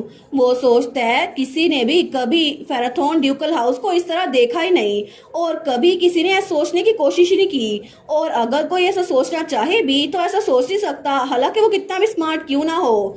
लेकिन जब तक कोई जेंटल काइंड और स्ट्रॉन्ग ना हो ना, कोई भी ऐसा सोच नहीं सकता। तो शायद यही वजह है कि मेरा सन इन लॉ और मेरे ग्रैंडसन चेंज हो गए। लुटिशिया ये अपने फैमिली के बंस को हील कर रही है, इसी वजह से वो इमोशन शो कर रही हैं। तो तब लुलू कहती है डैड ने मॉम के बारे में क्या बोला? तो वो कहता है उन्होंने कहा कि वो मेरी बेटी पे बहुत ज्यादा ट्रस्ट करता था।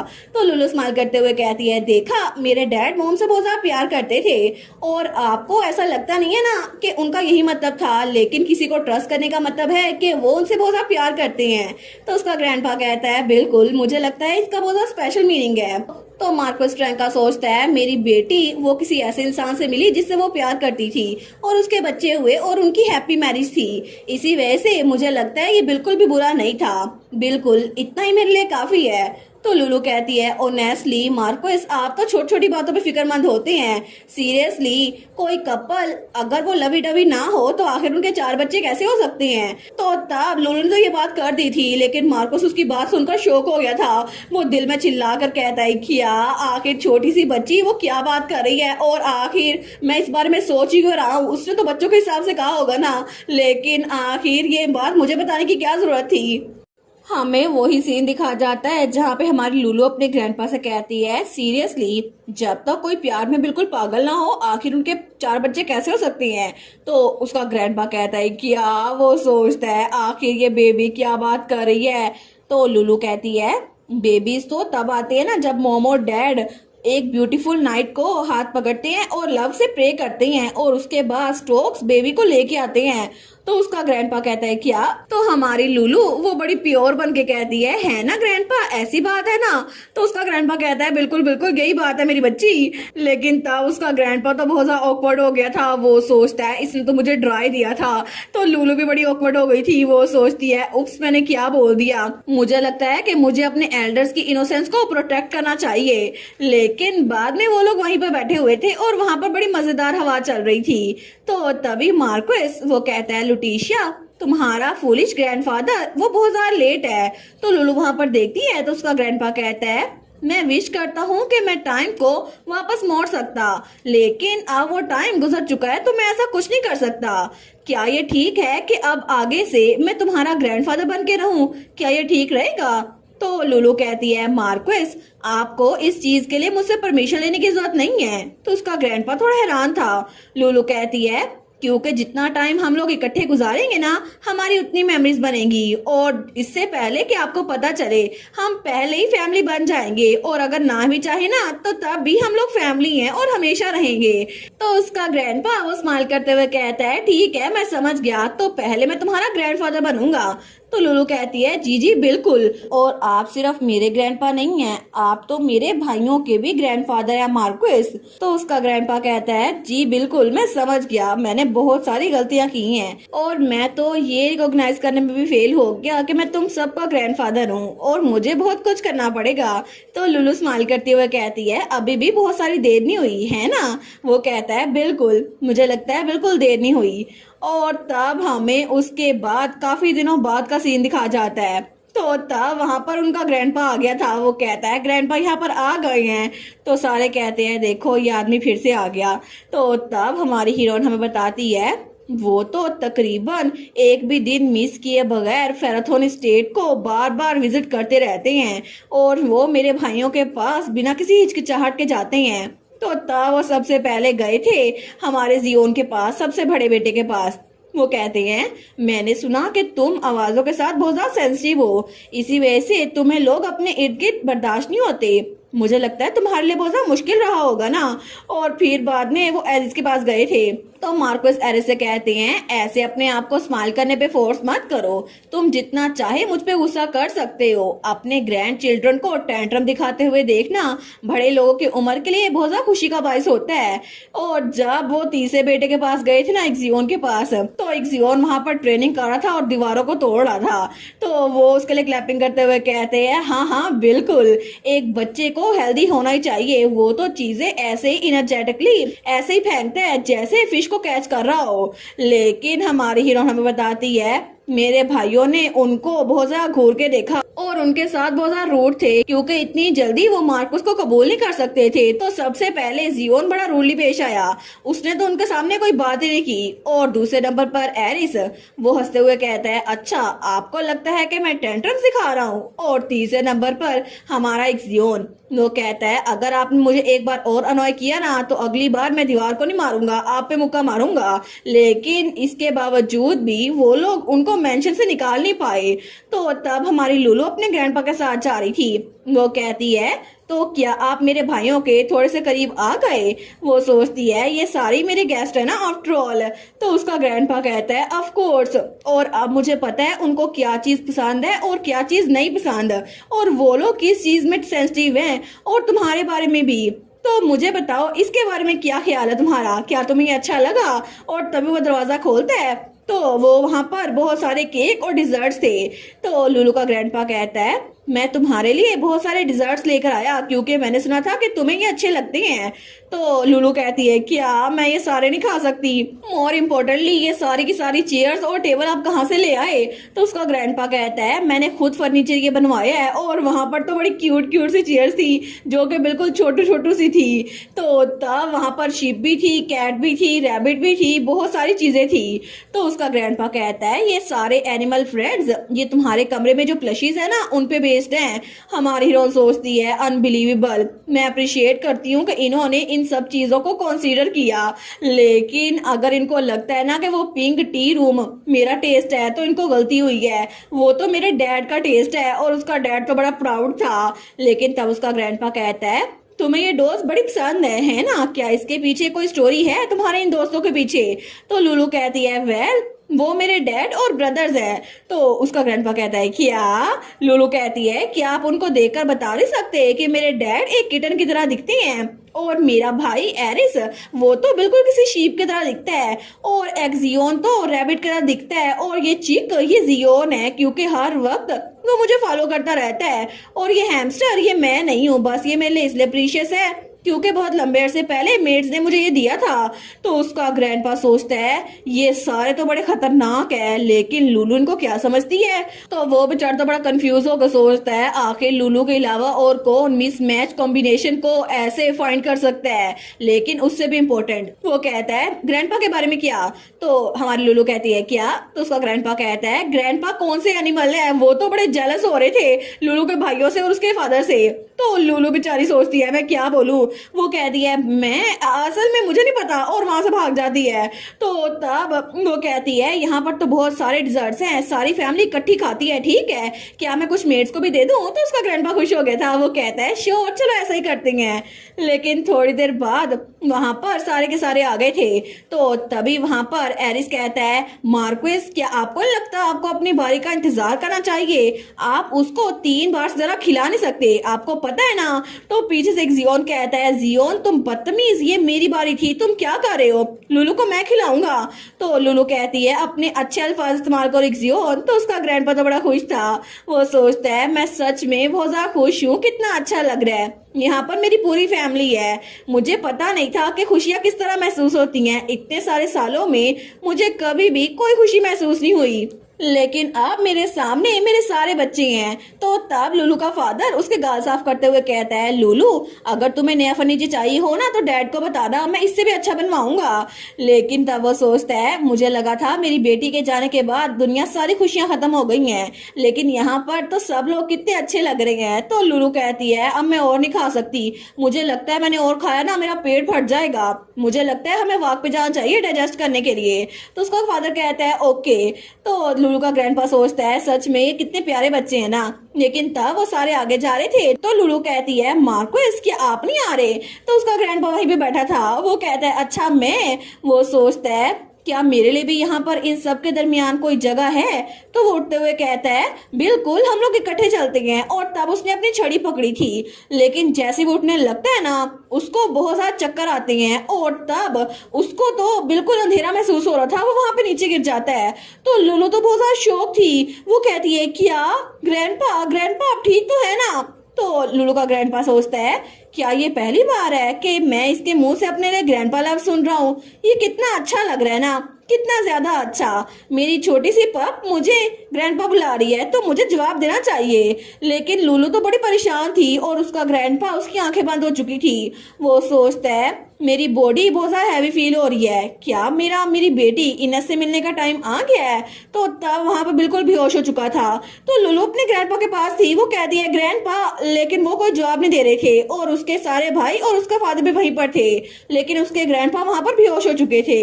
हमें हमारी लुलू दिखाई जाती है जो कि अपने कमरे में अकेली बैठी हुई थी। तो तब वो तो बहुत ही ज्यादा परेशान थी अपने ग्रैंडपा के बेहोश होने की वजह से। लेकिन तभी उसे याद आता है जब उसके ग्रैंडपा बेहोश हुए थे ना तो तब उसके फादर ने डॉक्टर को बुलाया था।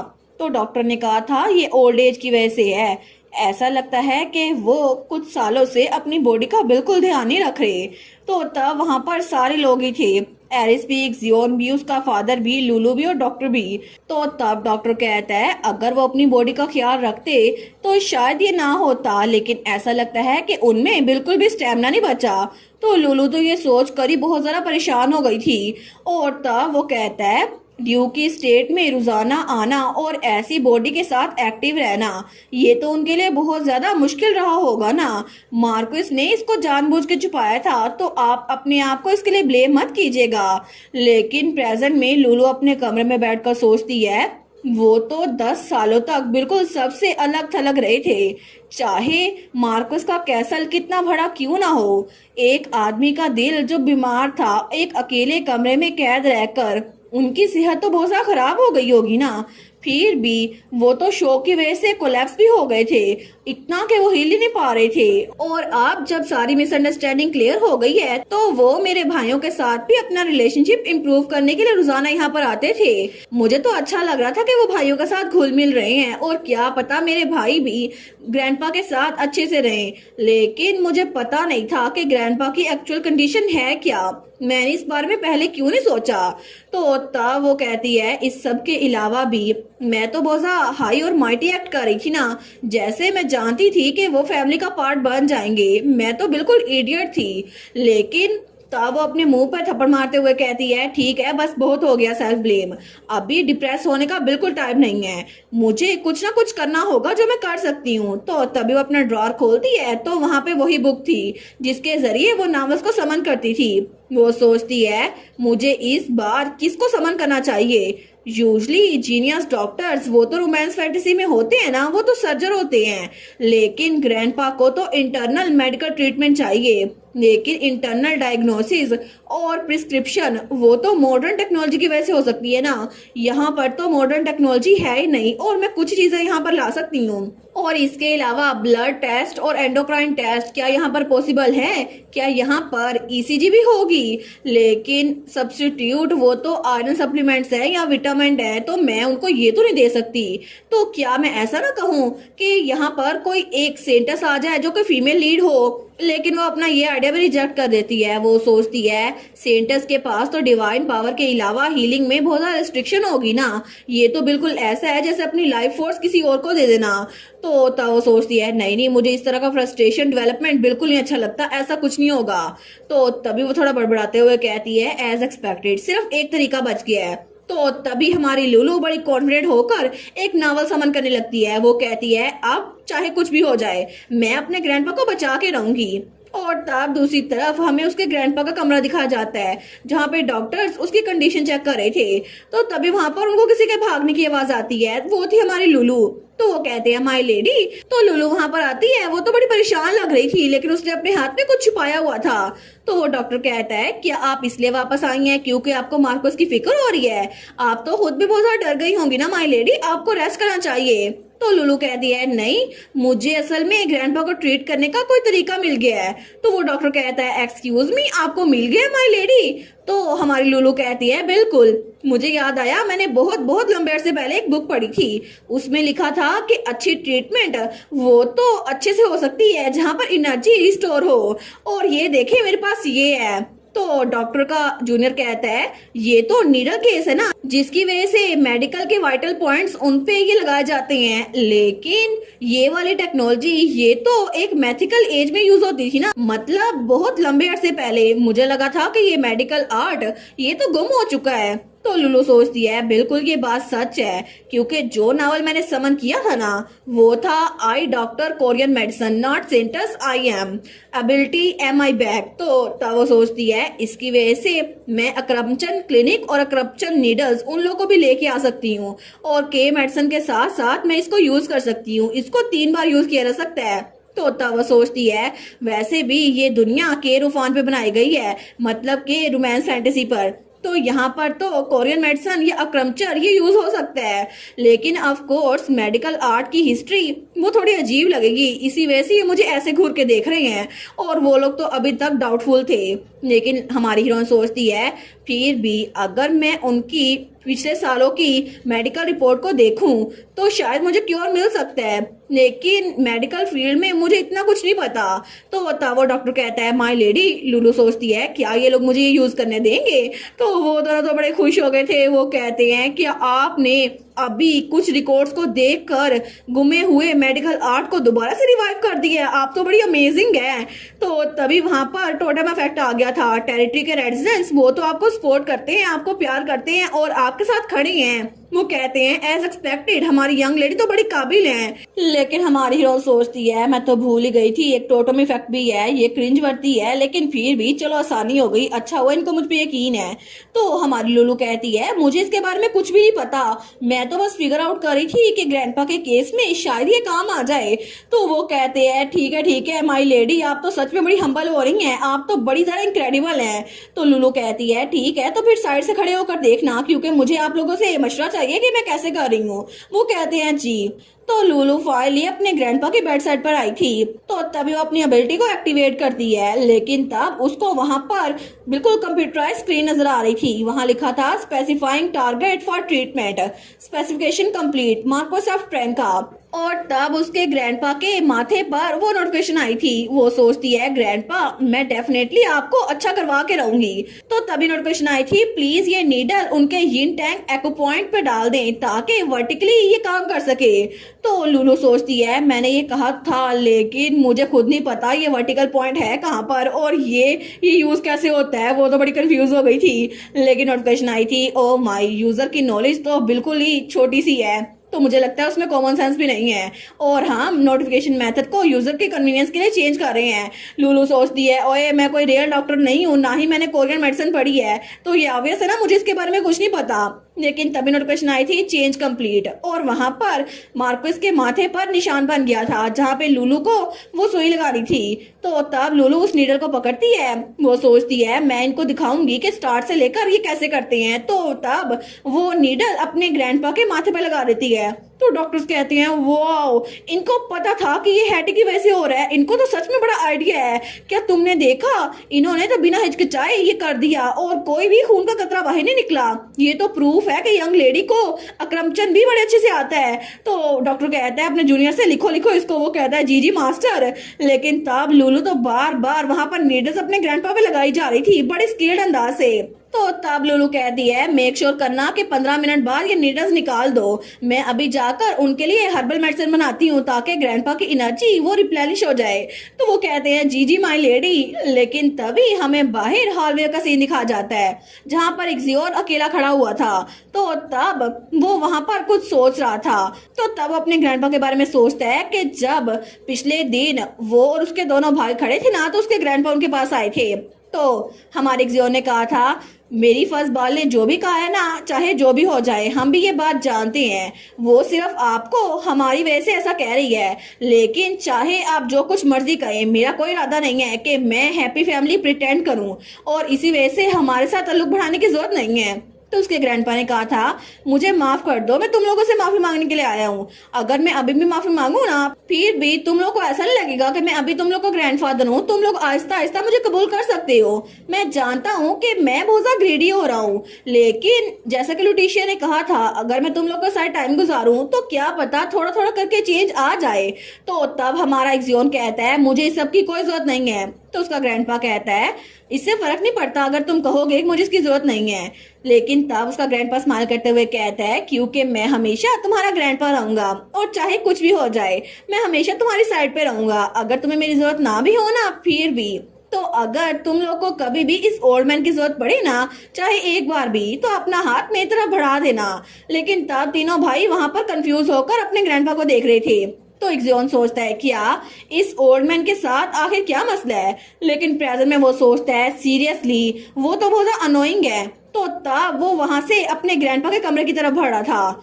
वो सोचता है पहली बार में मैं बता दूं कि मुझे सच में दूसरों के मरने से कोई फर्क नहीं पड़ता, मुझमें कोई इंटरेस्ट नहीं है कि कोई जिए या फिर मरे। लेकिन ये ओल्ड मैन, इसके बारे में मुझे इतनी फिक्र क्यों हो रही है। तो एक्सियोन जल्दी से चलता हुआ अपने ग्रैंडपा के कमरे में आता है, लेकिन जैसे वहां पर पहुंचा था ना, वो कहता है क्या तुम लोग यहाँ पर क्या कर रहे हो। तो तब वहां पर उसके दोनों बड़े भाई भी खड़े थे, एरिस भी और जियोन भी। तो वो कहता है तुम लोग यहाँ पर क्यों आए हो।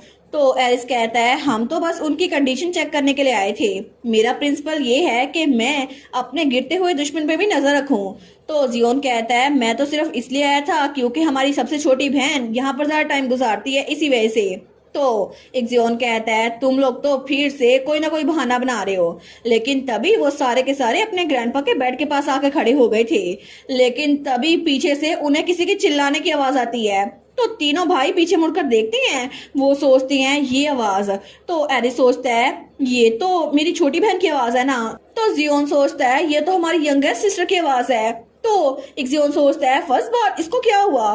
तो लुलू वहां पर खड़ी कांप रही थी, वो सोचती है क्यों, आखिर ये ऐसे क्यों हो गया। हमें एक बार फिर से वही सीन दिखाया जाता है जहाँ पे लुलू के तीनों भाइयों को लुलू की चीख सुनाई देती है। तो तीनों ही खिड़की के पास आते हैं, वो सोचते हैं ये तो लुलू की आवाज है ना। लेकिन वहां पर लुलू वो तो कुछ कहने की कोशिश कर रही थी। तो तभी वो तो बड़ा खुश होते हुए कहती है वाओ परफेक्ट, ये तो बिल्कुल परफेक्ट बना है ना। और उसके हाथ में एक छोटी सी पिल थी। तो उसके तीनों भाई वो तो हैरान रह गए थे, वो कहते हैं क्या ये इसलिए चीख रही थी क्योंकि ये खुश थी। तो लुलू कहती है ये कैसा है, मुझे लगता है मैंने इसमें हनी ऐड किया है ना, तो ये बेटर है ना। लास्ट बैच तो थोड़ा स्टिफ था।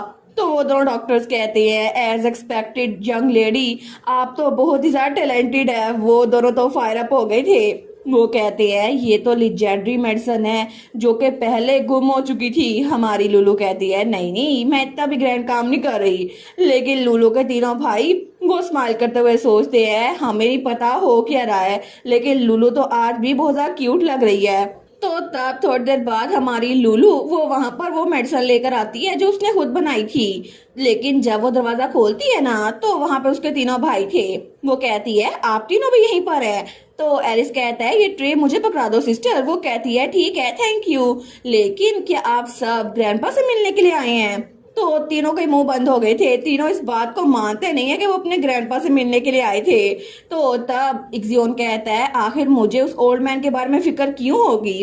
तो उसका बड़ा भाई इजियोन कहता है एब्सोल्युटली नहीं, मैं तो उससे मिलने के लिए नहीं आया। तो एरिस भी कहता है नहीं नहीं मैं भी नहीं मिलने के लिए आया। हमारी लुलू सोचती है मैं देख सकती हूँ कि सारे इस बात से मना कर रहे हैं, लेकिन ये बात सच नहीं हो सकती है ना। ये लोग यहाँ पर सिर्फ इसीलिए जमा है क्योंकि इनको ग्रैंडपा की फिक्र हो रही है।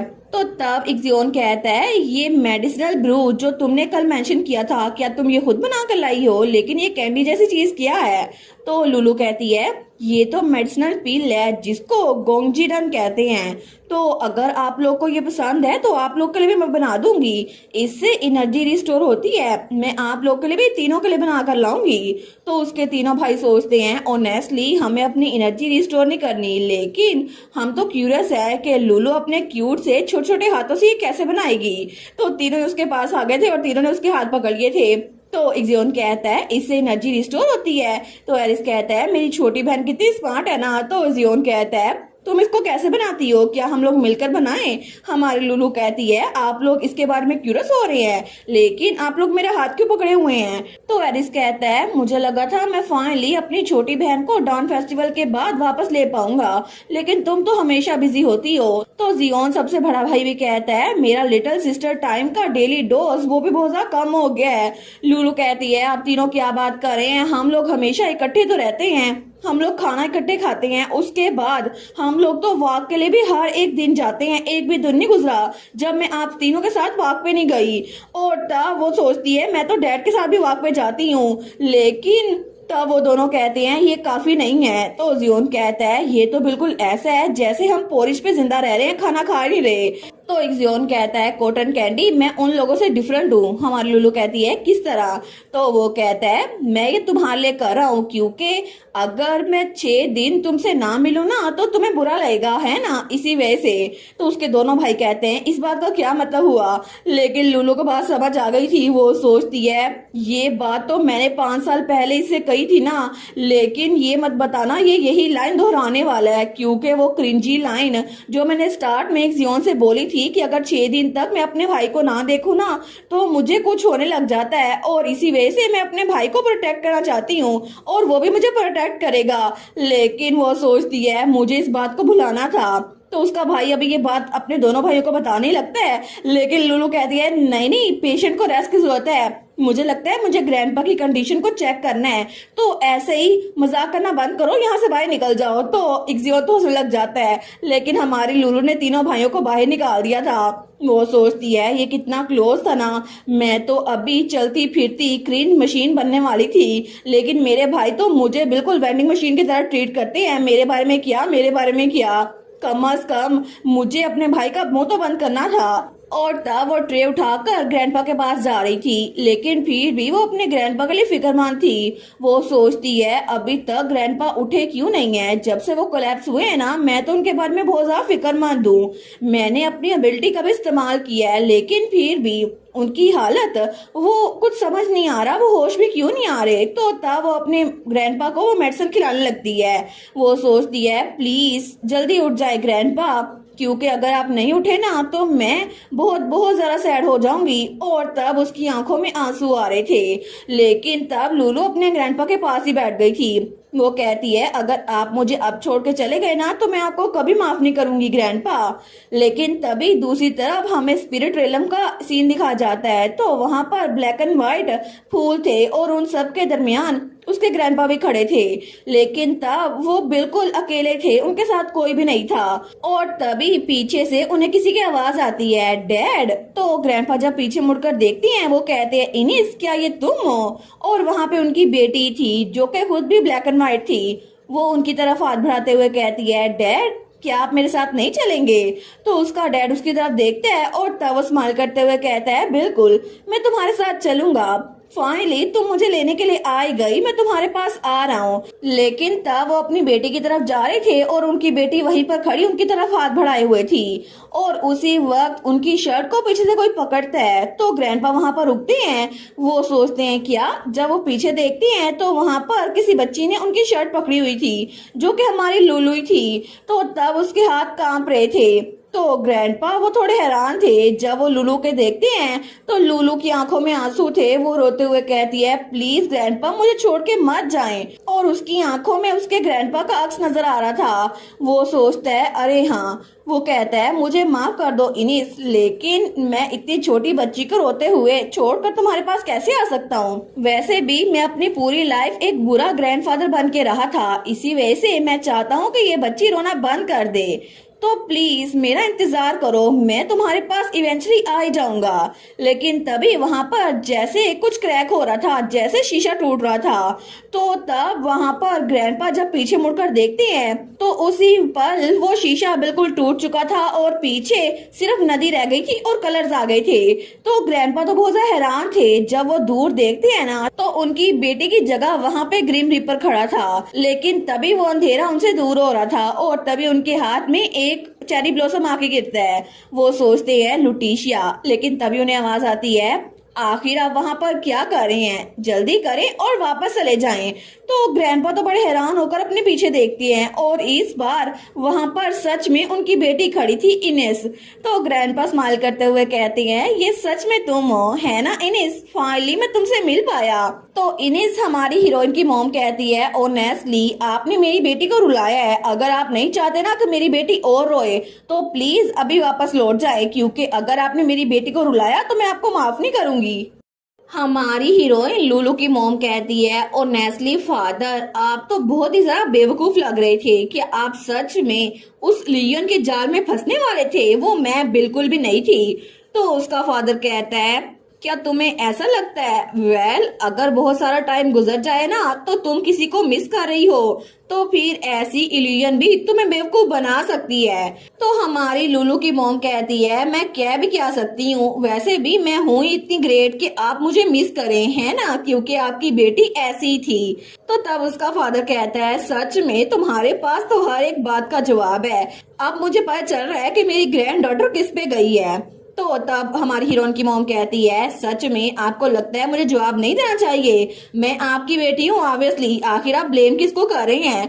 तो लुलु का ग्रैंडपा कहता है, हाँ हाँ बिल्कुल, तुम तो कभी भी चूकती नहीं है जवाब देने से।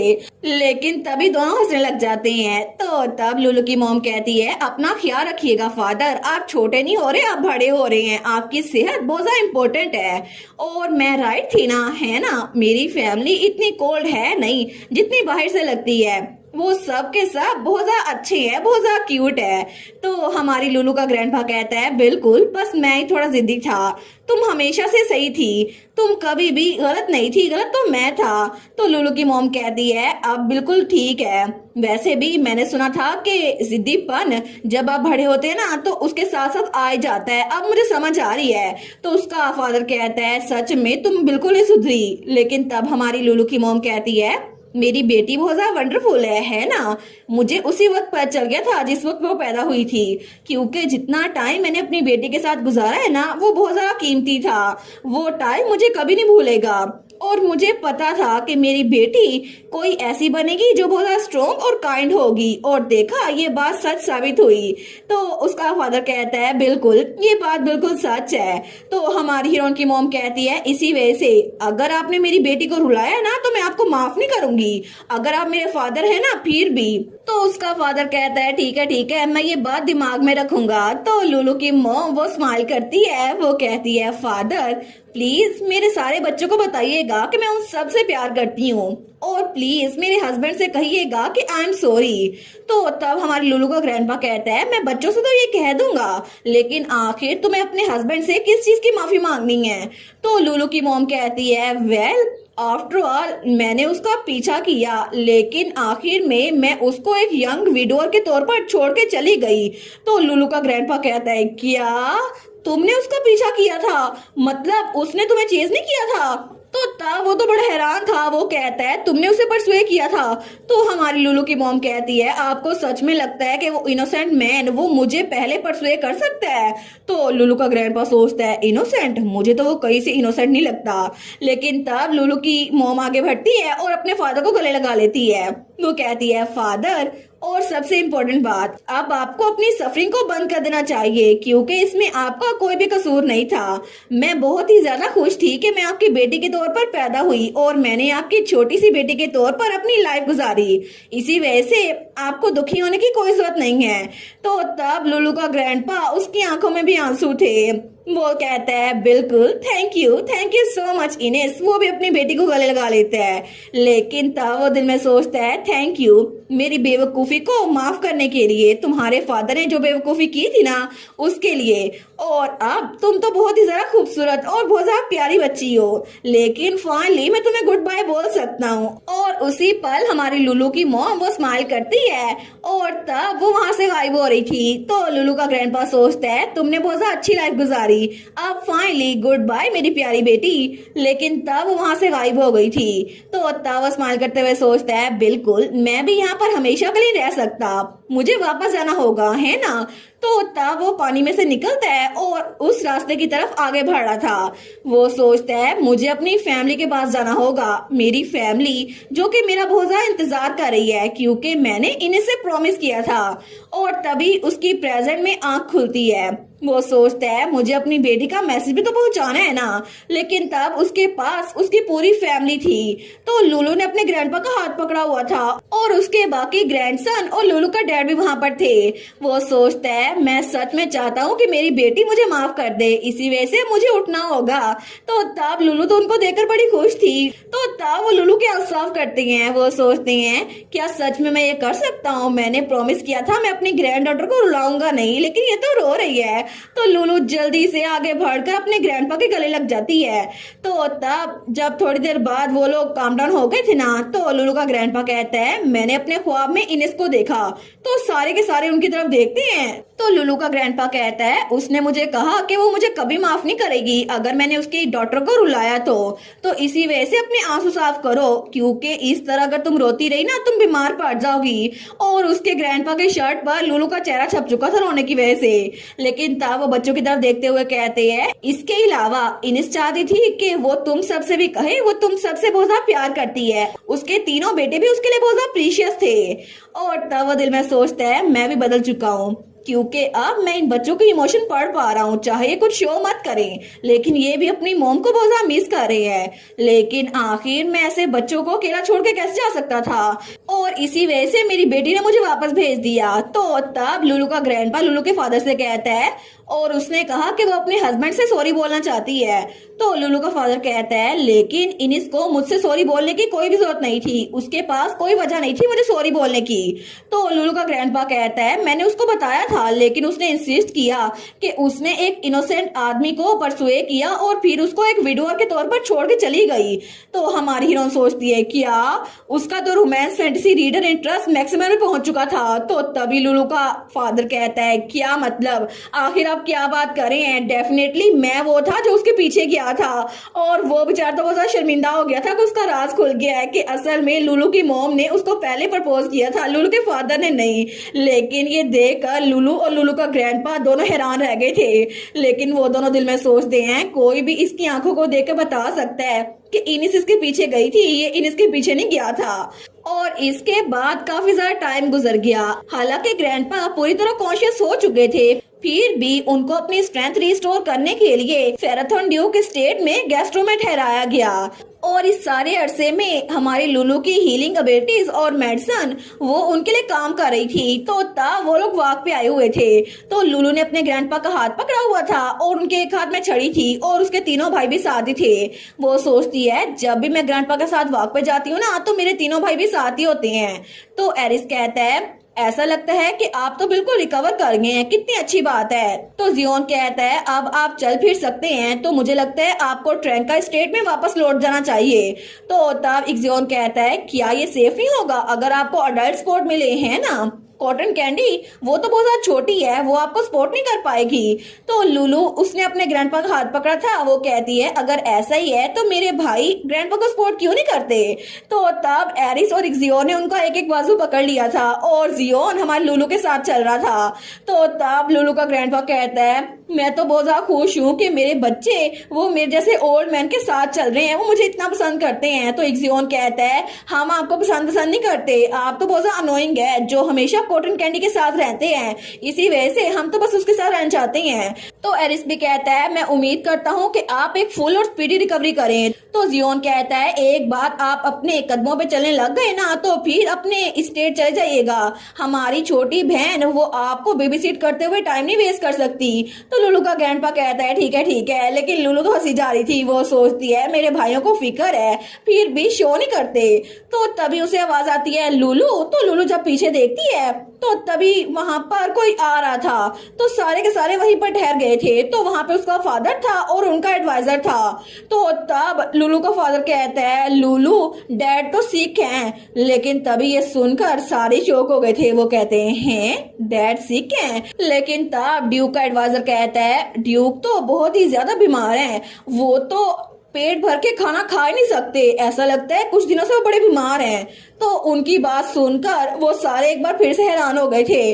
वो कहते हैं सच में बीमार और ये, लेकिन लुलू के फादर की बॉडी देखकर किसी को भी यकीन नहीं आ रहा था क्योंकि उनके सॉलिड मसल्स थे।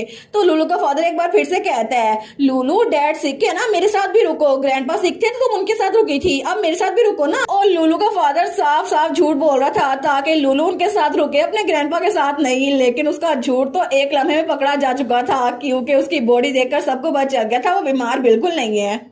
हमें फिर से वही सीन दिखा जाता है जहाँ पे लुलू का फादर कहता है लुलू डैड तो सिक है, लेकिन वो तो बिल्कुल हेल्दी लग रहा था और कोई भी उसको देखकर बता सकता था कि वो परफेक्टली फाइन है। तो लुलू के तीनों भाई और ग्रैंडपा का तो मुंह खुला का खुला रह गया था। लेकिन लुलू बेचारी वो कहती है ठीक है डैड चले चलते हैं। और तब वो अपने डैड का हाथ पकड़ती है। वो कहती है वैसे भी आपकी तबीयत ठीक नहीं है और आप खाना भी खा नहीं सकते, इसी वजह से मुझे आपके साथ चलना होगा, मैं आपकी बेटी हूँ ना तो मुझे आपकी देखभाल करनी पड़ेगी। तो पीछे से वो चारों सोचते हैं सच में ये फेक इलनेस ये सच में काम कर गई। तो लुलू कहती है लेकिन अगर आपने खाना नहीं खाया तो मैं सैड हो जाऊंगी, इसी वजह से आगे से मेक श्योर कीजिएगा कि आप कोई भी मील स्किप ना करें, ठीक है। तो लुलू का फादर पीछे देखता है और उन चारों की तरफ देखकर विक्ट्री की स्माइल करता है। वो कहता है ठीक है मैं ऐसा ही करूंगा।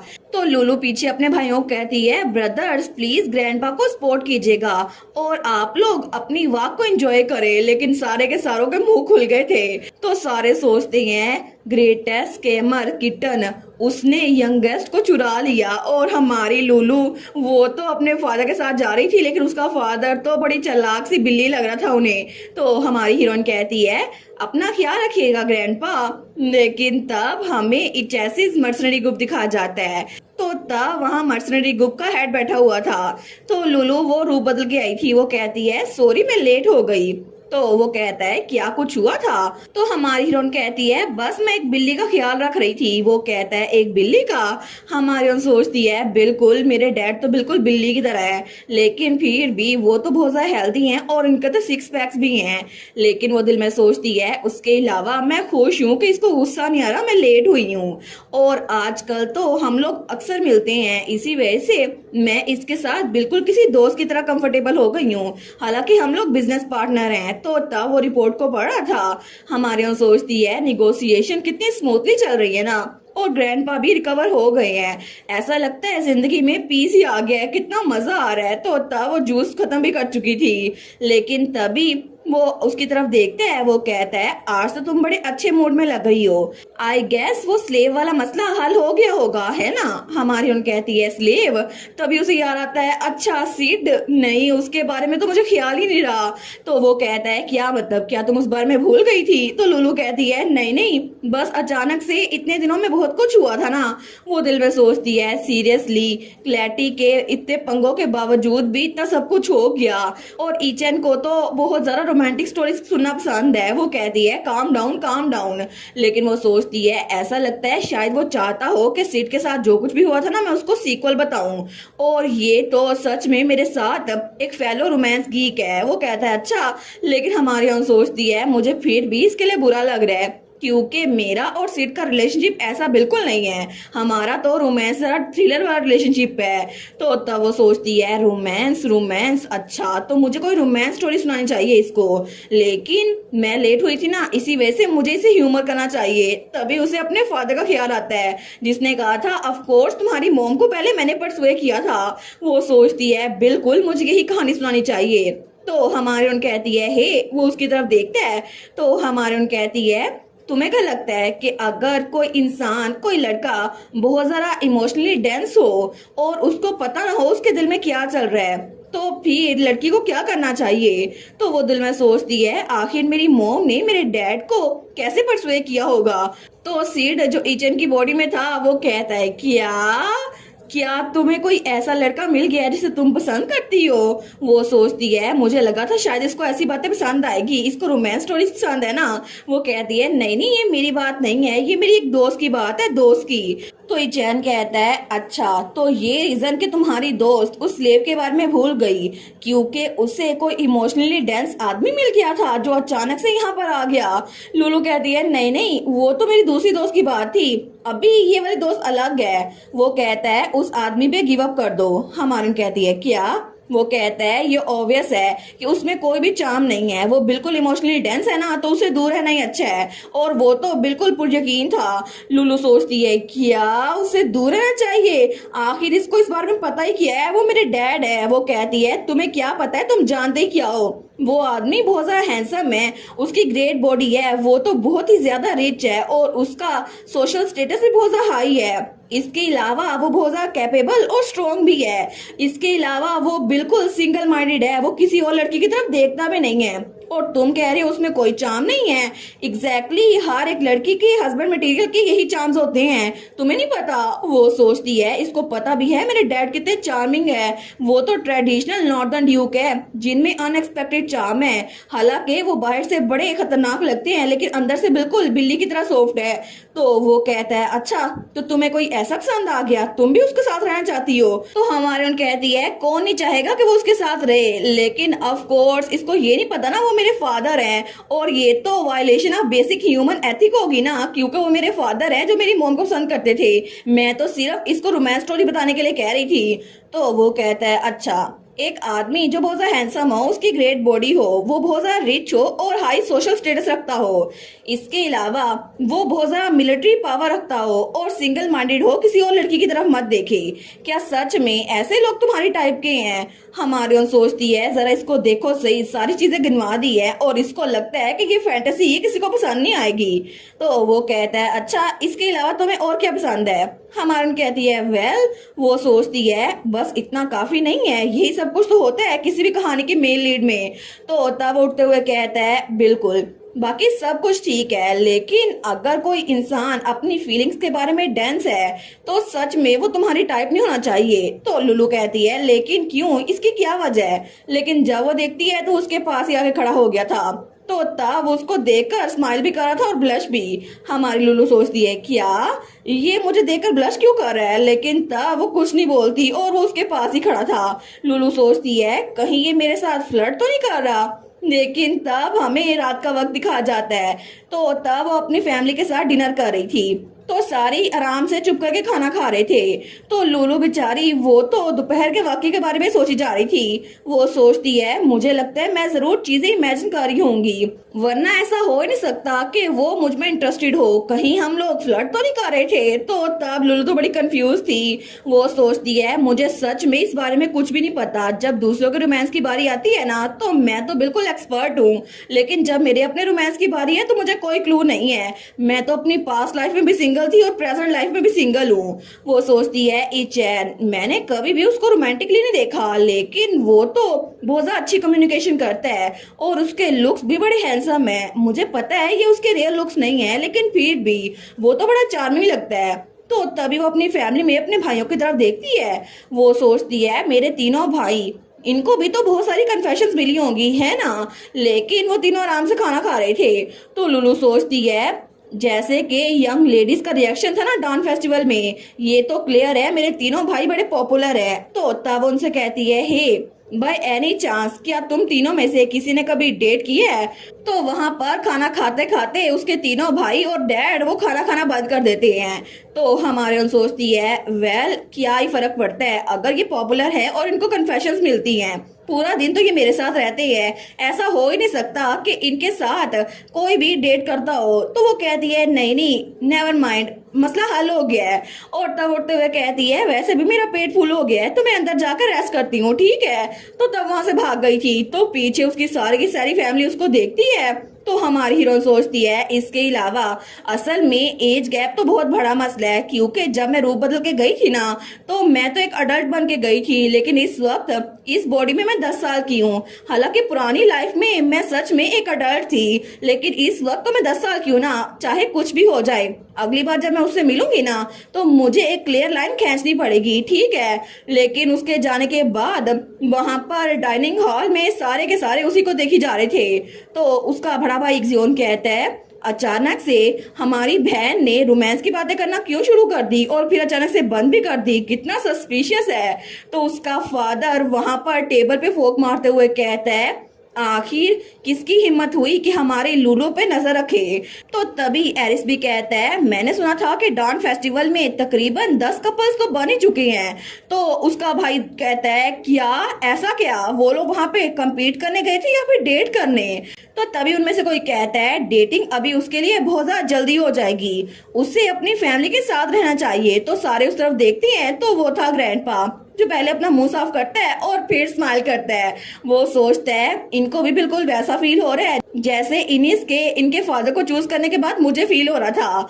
लेकिन तब वो एक और बात से भी खुश था। वो सोचता है, मुझे नहीं पता जब मैं बीमार था ना तो मेरी फैमिली एक बन गई, तीनों कितने अच्छे से बात कर रहे हैं।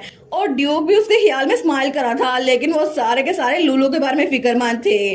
और तब दूसरी तरफ हमारी हीरोइन हमें बताती है, मैंने ये सब कुछ सोचा तो था, लेकिन अचानक से ये कैसे हो गया मुझे पता ही नहीं चला। और कुछ अरसे बाद वहां पर कोई उसके बालों से पेटल उठा रहा था और तब वो एम्पीरियल पैलेस में खड़ी थी।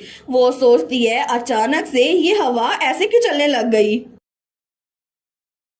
और इसी के साथ ये वाला पार्ट यहीं पर ख़त्म। तो आप लोग बताइएगा आप लोग को ये पार्ट कैसा लगा, और वीडियो को लाइक और चैनल को सब्सक्राइब लाजमी कीजिएगा। बाकी वीडियोस का लिंक भी स्क्रीन पर नज़र आ रहा होगा, तो काइंडली उनको भी चेकआउट कर लें। और thank you so much for watching my videos. Stay safe, bye bye.